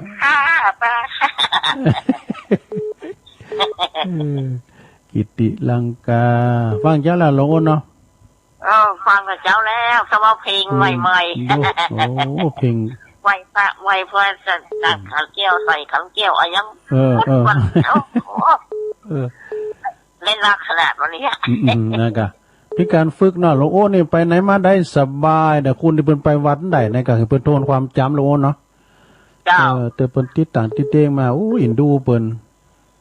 แต่ก่อนนี่พ่อก็ไปเป็นประจำไปอิงสวิหารต้นนั้นนะเนาะตุอันอีพ่อถึงจองว่าไอ้เนี่ยผายต้องมาอิงดื่มได้นี่เดือนนี้ไปมันได้ไปแล้วไอ้เนี่ยติดต่างติดเตียงนี่มันจะคือเสาวิหารไม่ได้ฮะมันจะคืออิงเสาวิหารไม่ได้น่ากันเนาะคนจะถึงอิงเนาะไม่ใช่อิงหรอกพ่อวิจัยพ่อพูดว่าอะไรไม่จะไปพ่อจะไปซ่ออิงหรืออีหรอกเดือนนี้มาอีเสามาดีอีเสาวิหารคนว่าอีหรอกแล้วเดือนนี้เขารู้กันอิงกันอ่ะแม่นะมีเขาอีด้วยสบายกันเดี๋ยวนี้เพิ่นมีกล่อมละมีกรอบหนังเนาะสบายแต่หลวงพ่อเหมือนงานบุญดังใดเนาะวันเนี้ยเนาะวันจะทำบุญดังใดสักสี่ไม่กล้าอันนี้แต่จังปากไปวัดจังกราบของเราของจังอันคนจะมาได้กันมาจากแม่นี่โทนหน่อยกุมมาวันที่กุมมาดีกับใส่บาตรกันเนอะสุโขโหมะไปใจยินดีลงโอนเนอะไว้ค่ะลงโอนนี่สอบกินสอบตานแล้วไปวัดเจ้าเนอะไปป้าเตือนกับเดี๋ยวปั่นรถมาจิ้นเจ้ามือลืมอย่างเนี่ยเหลียวไปกำหายเสียปวดทุกโกกะเจริญปอนอยากได้จัดเจ้าตุลุงอันนี้ใช้ประกันน้องแม่สีทอนเนาะเจ้าแม่สีทอนใช้ประกันน้องบัวใช้ประกันเนาะขอบคุณเนอะขอบคุณพี่น้องตั้งใช้ประกันเนอะแม่สีทอนเนาะสาธุอันนี้สะพานบุญตั้งงานใช้ประกันพระเจ้าห้อมก็ไปห้อมมาเนอะตั้งสายเวงน้องหลองก่อนแม่เพนขาวเตี้ยเจริญปอนเจ้าค่ะไว้สาเจ้าทุลุงไม่สุเกี้ยวเด้อไม่สุเกี้ยวศิลปรสิตี้ฟังทุลุงแล้วมาดัดเจ้าแล้วเด้อไหว้พระปุถุวันนี้ได้หลายอย่างเด้อเจ้าอันปอนครูบาน้อยก็ได้เด้อได้ครับครูบาน้อยบันเจ้าฟังไม่ใส่ทีนไม่ใส่ทองเพิ่งมาแล้วหมดอันเนาะแม่สีคนมีภูมิปัญญาได้ฟังเพื่อนแล้วก็ม้วนเจ้าแม่สีปัญโยไม่ใส่ทองไม่ใส่พินบัดเท่าเน็ตไปเลยเด้อคือถึงตู้โคนเด้อขึ้นสีขาวนี่นะญาติธรรมนี่นะเจ้าขอบคุณแม่สุกแก้วหลายๆเด้อ เจ้ากราบไหว้สาธุตุลุงสาธุเจ้าตัวแทนต่างพี่น้องสลิดเตอำเภอบานโฮงเด้อเจริญปอนไหว้สาเจ้าแม่จันทิพย์เกตกาลามไหวสาบารมีธรรมหลวงพ่อพระครูสันติเจติยากรด้วยเน้อไหวสาแม่จันทิพย์หน้าเปิดกับบอกคุณเตี้ยเลยเจ้านั่นนะฝากไหวสาเพิ่นด้วยฝากไหวสาหลวงพ่อพอเราทำกับได้ไปสักเกี่ยนะเพราะก็กัดเล็กจ่ายก่อนอีกหรอกจะสักเกี่ยอีกชวนเพิ่นไปหาเข้าครัวแล้วทำเจ้าอันวัดน้องเฮงกับผู้ประกอบมาผู้เปิดมาเข้ารายการเจ้าแล้วก็ไหวสาหลวงพ่อพระครูโชติสุวรรณสอนโดยตามปกติก็23เนี่ยก็เพิ่นจะมีงานวัดเพิ่นตานาครูบาขอบคุณเนอะแม่จันติบเนอะโอ้สาธุโอ้ลืมบอกเบอร์โทร0899556506ตั้งเจห่มดักวิทย์ฮะเมืองฝังเจริญปอนไหว้สาธุลุงมาแล้วพี่ไอ้เฮาจอมหยุด2แผ่นดินโอ้ไม่พรก็มีกรเนาะแค่พรน่ะกรบ่มีอ่ะอยู่ใกล้ไอ้แฟนเนาะจะเอาซินิก้าไปขี่ที่กับมอแอตรากอซิล่านะโอ้ประเดี๋ยวนี้เพิ่นได้อันแฟนคลับใหม่หนองจะคืนไงพี่น้องจ้อยก็ใกล้บ้านตัวบ้านพี่ไอ้กันกันนะกับพี่นันแปะอีเนี่ยเป็นลูกศิษย์อันตุลุงครูบาจันตาหรอ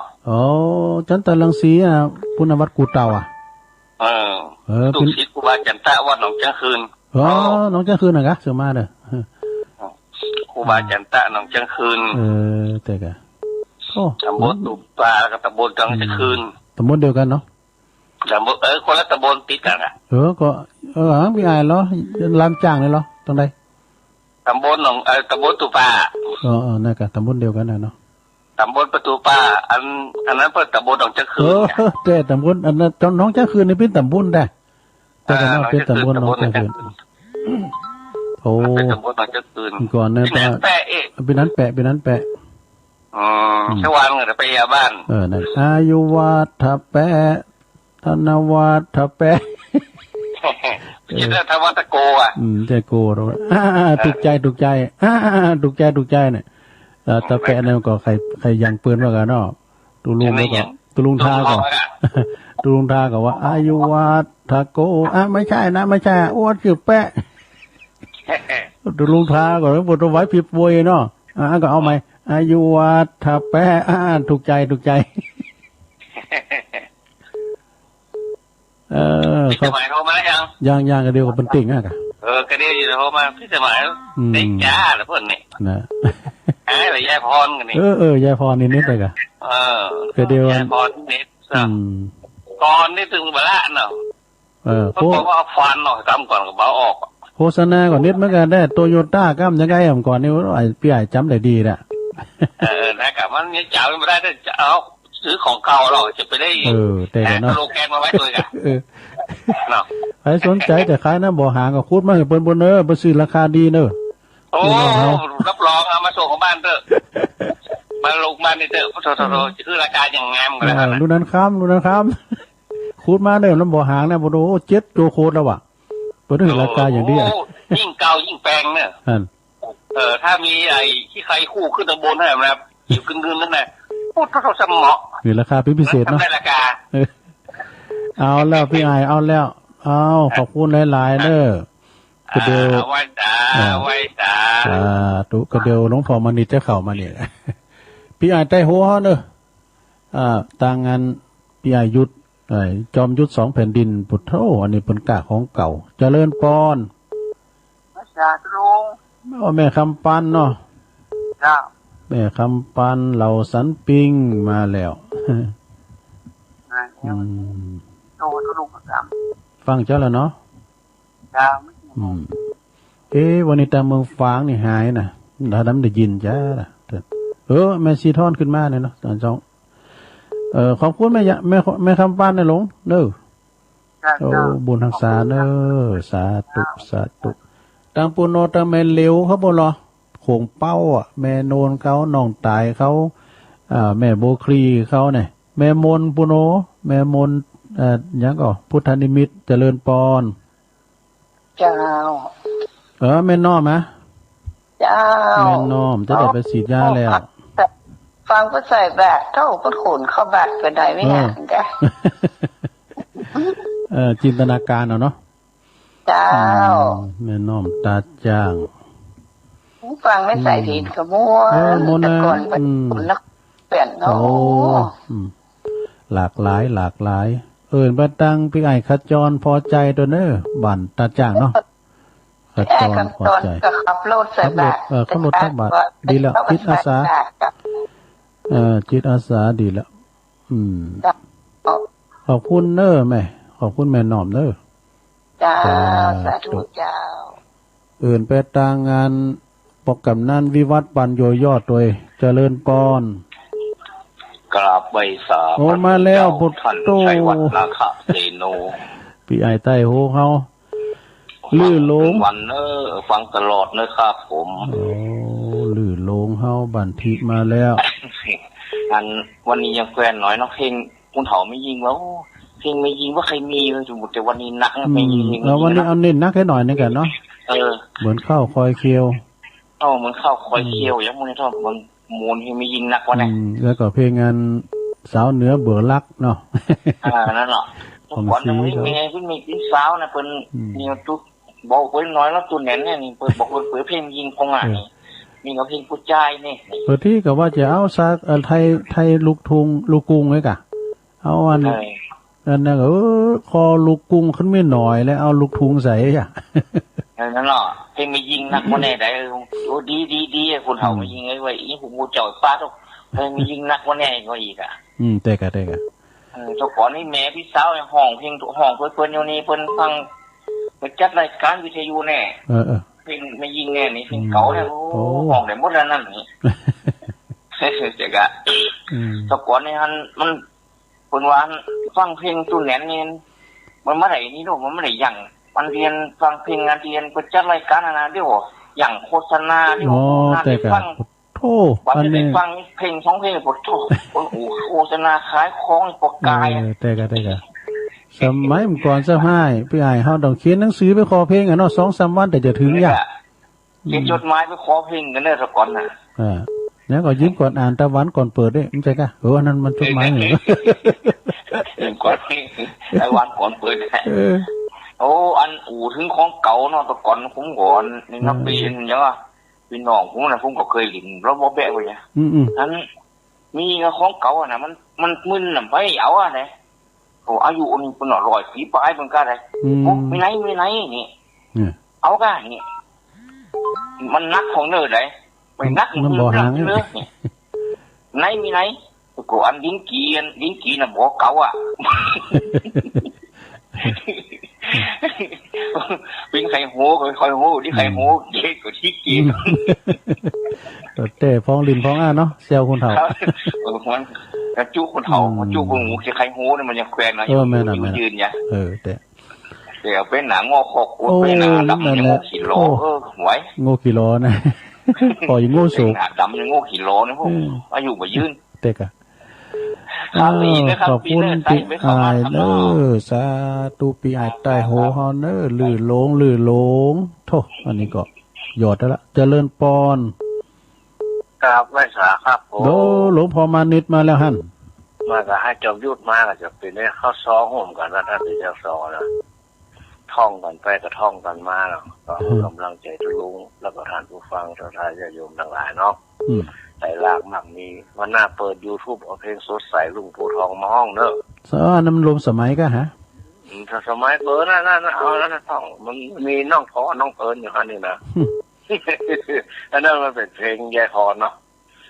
เปิดแรกอะนักกลางที่บ้านปักกุ้งของยังห้องหัวหนุ่มสมัยเปิด YouTube ไปสักวันก็ได้หรอเปลี่ยนบรรยากาศมันนี่ทุกคนเท่าคนแก่คนฟังตันอยู่ต้องสมัยนี้นะลุงก็เปลี่ยนทีละแล้วก็ทำมาทำโมก็เหมือนเดิมนั่นแหละนี่เนี่ยก็เข้ามาเที่ยวมาพูดด้วยกันเนาะ จะถ่ายญาติโยมทั้งหลายตัวก็ฟังแล้วแต่สวดมนต์ไหว้พระเป็นปู่จานอาจารย์มาจนถึงเดียวนี้แต่วันนี้เมืองฝางเนี่ยเป็นน่ะง่ายแซ่บเมืองฝางมันได้ยินก็ฮะปหน่อยบุญปันก็มาโทรมาเนี่ยเขาว่านะถ้าเกิดมันก็ไอ้อย่างคัดข้องบางอย่างนะตะลุงเนาะก็น่าเปิดทำได้ยิน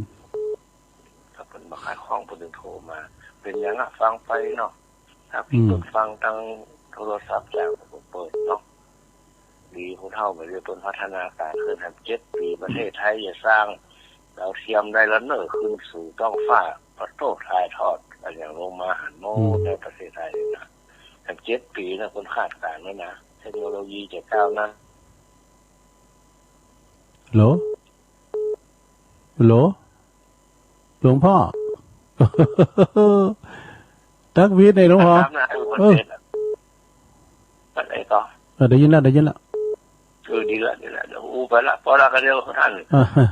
อาจารย์ให้ทุกคนของสนามของเราครับเพราะว่าก็ขอบคุณเนอะนโมทนาโอ้ขอบคุณตั้งแต่วันพูดมาเนาะครับพูดหน้าวันพัดหน้าก็ปากกันทำเนอะพัดหน้าลุดไปแล้วหลวงพ่อเอ้ยเจ้าเย็นอย่ามาเด้อสายในตีเข้ามาเจริญปอนกลับไว้สาครับทุลุงมันได้หายไปไหนฟังโง่มันเข้ามาได้น่ะบุญเราควันกันเนี่ยคนน่าจะหัวแจ้เนี่ยวันที่2แล้วก็ทุลุงเนี่ยน่าจะเราขวดที่ตุนฟ้าอันแรกนะโอ้กลับไว้สาทุลุงกำลังใจตลอดแต่ฟังแต่มันเข้ามาได้วันเนี้ยเขาทุกเขายากก็ดีกันได้ยินเสียงก็ดีใจแล้วนึกว่าเพิ่นนั้นหับครับผมโอ้ขอบคุณปอน้อยนักๆเด้อครับกลับไว้สาครับโอ้ดีใจกันปอน้อยมามันมาถึงเมืองฝางอ่ะเด้อคือแล้วนี่ก็ฟังหลวงพ่อความเคารพตัวลุงอันนี้อาจารย์มหาเนาะอาจารย์มหาสมชาติขอบคุณงานตั้งสถานีตัวลุงเล่นนะโอ้อยากโยมมันอีแม่จงดีอีแม่เจษณีเป็นนั้นนำบุญเป็นสะพานบุญกาสวะเป็น60 คนพวกกะตัวลุงเป็นส่งรายชื่อมาแต่ว่าก็นั่งพิมพ์คือเพิ่นอนุโมทนาบุญนะตัวลุงก็บอกเงินศรัทธาว่าบ่ต้องเฮ็ดอีแหละเพราะว่าปลูกปุ่นปลูกกันเดือนกรกฎาคมที่24พุ่นน่าจะไกลอยู่เนาะเอาเป็นรายชื่อมาก่อนเอารายชื่อมาให้เฮาก่อนสตังค์เอาไว้หั่นก่อนฝั่งโน้นจ้ะแม่นมันมึงจะเฮาโอนกำเล็กกำน้อยมันนั้นมันยังมีคนจะมาอยู่อีกเขาจะปิดประมาณวันที่20เดือนกรกฎาคมนะพ่อเนาะครับวันที่20ก็อันสิ้นสุดที่5นั่นเองนะได้แต่ให้กับปลูกตามนั้นก่อนถวายความเคารพตุลงเด้อฟังรายการตุลงมาเป็นตาดิม่วนให้นะใครมาจัดตอนเช้าเห็นแล้วนี่จะรู้ตุลงนี่ก็ผมว่ามั่นใจเด้อผมว่าฟังอาจารย์มหาตลอดอ่ะตอนกี้เขาง่ายแล้วนี่นะขอบคุณตุลงดีใจอันมันเป็นเวทีให้คนเฒ่าคนแก่เป็นได้แสดงออกเพิ่นมีความสุขตุลงยิ่งกว่าโรงพยาบาลก่อนน่ะนี่นะโรงพยาบาลรักษาคนกันนี่นะอย่าจิตอย่าใจเนาะสาธุตุลงได้บุญในอานิสงส์แน่นหนาแล้วนะสาธุครับเจริญพรโอ้ไหวสาครับถวายความเคารพลูกครับอันนี้อาจารย์มหาเนอสดาเนอท่านพระอาจารย์ท่านพระมหาสมชาติชาตปัญโยวัดทุ่งโป่งที่เขาจะไปตาลอันนั้นกะพระเจ้าหับพระองค์ตุนไม้นะพระเจ้าหับก็หับได้ตามสบายเด้อหับได้ก็ตุนนึงก็100 บาทเนาะเจริญปอนกราบไหว้สาครับหลวงลุงอันนี้เน้นเอาหลักเข้ามาละครับปอดเตอร์วันนี้ใส่ข้าวยากเนอะมาหลอกโวยวันนี้หลอกโวยเต้งเอาสมมติตะกี้ว่าเดี๋ยวจะว่าหายไปน้อยมันได้หายเจอกันเนาะมันหลุดไป3 เตื่อก่อนวันนี้ใส่มันเน่นหน่อยนะวันนี้เนาะสายแน่นนะวันนี้นะวันนี้มีครูบาอาจารย์เข้ามาร่วมอีกกันเนาะสร้างสีสันหลวงพ่อมานิดก็ดีท่านมหาก็ดีแล้วก็ทุกท่านได้เข้ามาร่วมมามาเอ่ยกันของเก่าของเดิมแม่น่ะม่วนแน่น้ำวันน่าจะหายแน่เป็นกำลังใจมดเลยพระทายาทโยมผู้ล่ำผู้จานวันนี้มาทำบุญเพื่อได้บุญกันนักวันนี้แหน กำลังใจเสมอขอบคุณสมณเณรเอาลักปัญญนนันเนาะไปสาสันเหมืองเอาด้านซ้ายสายสุดท้ายสายที่20เจริญปอนติดแล้วโอ้เข้ามาใหม่อ้าวเจริญปอนต้องได้จ้ะเนี่ยแม่บุญเมืองโอ้แม่บุญเมืองบ้านห้องหาตำบลตาตุมดีกะนักกะโทรมาพร้อมกะตู้หาอยู่อันเนี่ยตู้หาอยู่อันน่ะกะเขาอ่ะฟังไปติ๊กๆเนอะก็เดี๋ยวก็ฟังต่อแถมเนาะรายการต่อไปอาจารย์ท่านพระมหาตังตุปีนิคมเนาะขอบคุณแม่บุญเมืองหลายๆเนอะโทรมาก็ดีใจแล้วเนาะเอาละศรัทธาหมดเวลาตุลุงบดีขอบคุณแล้วก็ขอสุมาสายที่เข้ามาตุลุงไม่ได้หับนะเพราะว่ามันจบเวลาพอดีได้เศร้าสายวันนี้นะตุลุงอู่ยาวไปหน่อยก็มียายน้อยกาดนัดเนอสายที่1บ้านดอนโหลงสายที่2ก็แม่สายพินกัลยาจังซอเนอเมืองปานตุนสานสายที่3ก็แม่สายทองตัวแทนพี่น้องห้วยการสายที่4ก็พี่นั้นแปะเนอน้องจ้างคืนสายที่5ยายพรล่องวัวแดงสันกำแพงเจียงใหม่สายที่6ก็แม่สีปัญโยตุนผึ่งสระปีเนอสายที่7ก็น้องกบเพื่อนน้องเบี้ยวสายที่8ก็ยายอวนกิติลังกาสันขวางเนาะดอยหล่อเนี่ยแล้วก็สายที่9แม่สีทรบ้านน้องโบชัยปราการโดยสายที่10ก็แม่สุแก้วศรีลาพรตัวแทนพี่น้องบ้านหงสายที่11ก็แม่จันติบเกตกาลามสายที่12ก็จอมยุทธ2แผ่นดินลามจ้างนะตำบลประตูป่าสายที่13แม่คำปันเหล่าสันปิงสายที่14ก็แม่น้อมตาจ่างสายที่15ก็ลื่อโลงปีไอไตหัวเนบันทิสายที่16ก็หลวงพ่อมานิษฐาวโรสำนักสงฆ์หอมบุญป่าไม้แดงดอยสะเก็ดเนอร์ไหวสายที่17ก็ป้าน้อยบุญปั่นมโนครเสาหินฝางขอบคุณป้าน้อยเนี่ยโทรมายืนยันกำลังใจฟังอยู่นะเราควันกันเลยนะสายที่18มาท่านอาจารย์ท่านพระมหาสมชาติชาตะปัญโย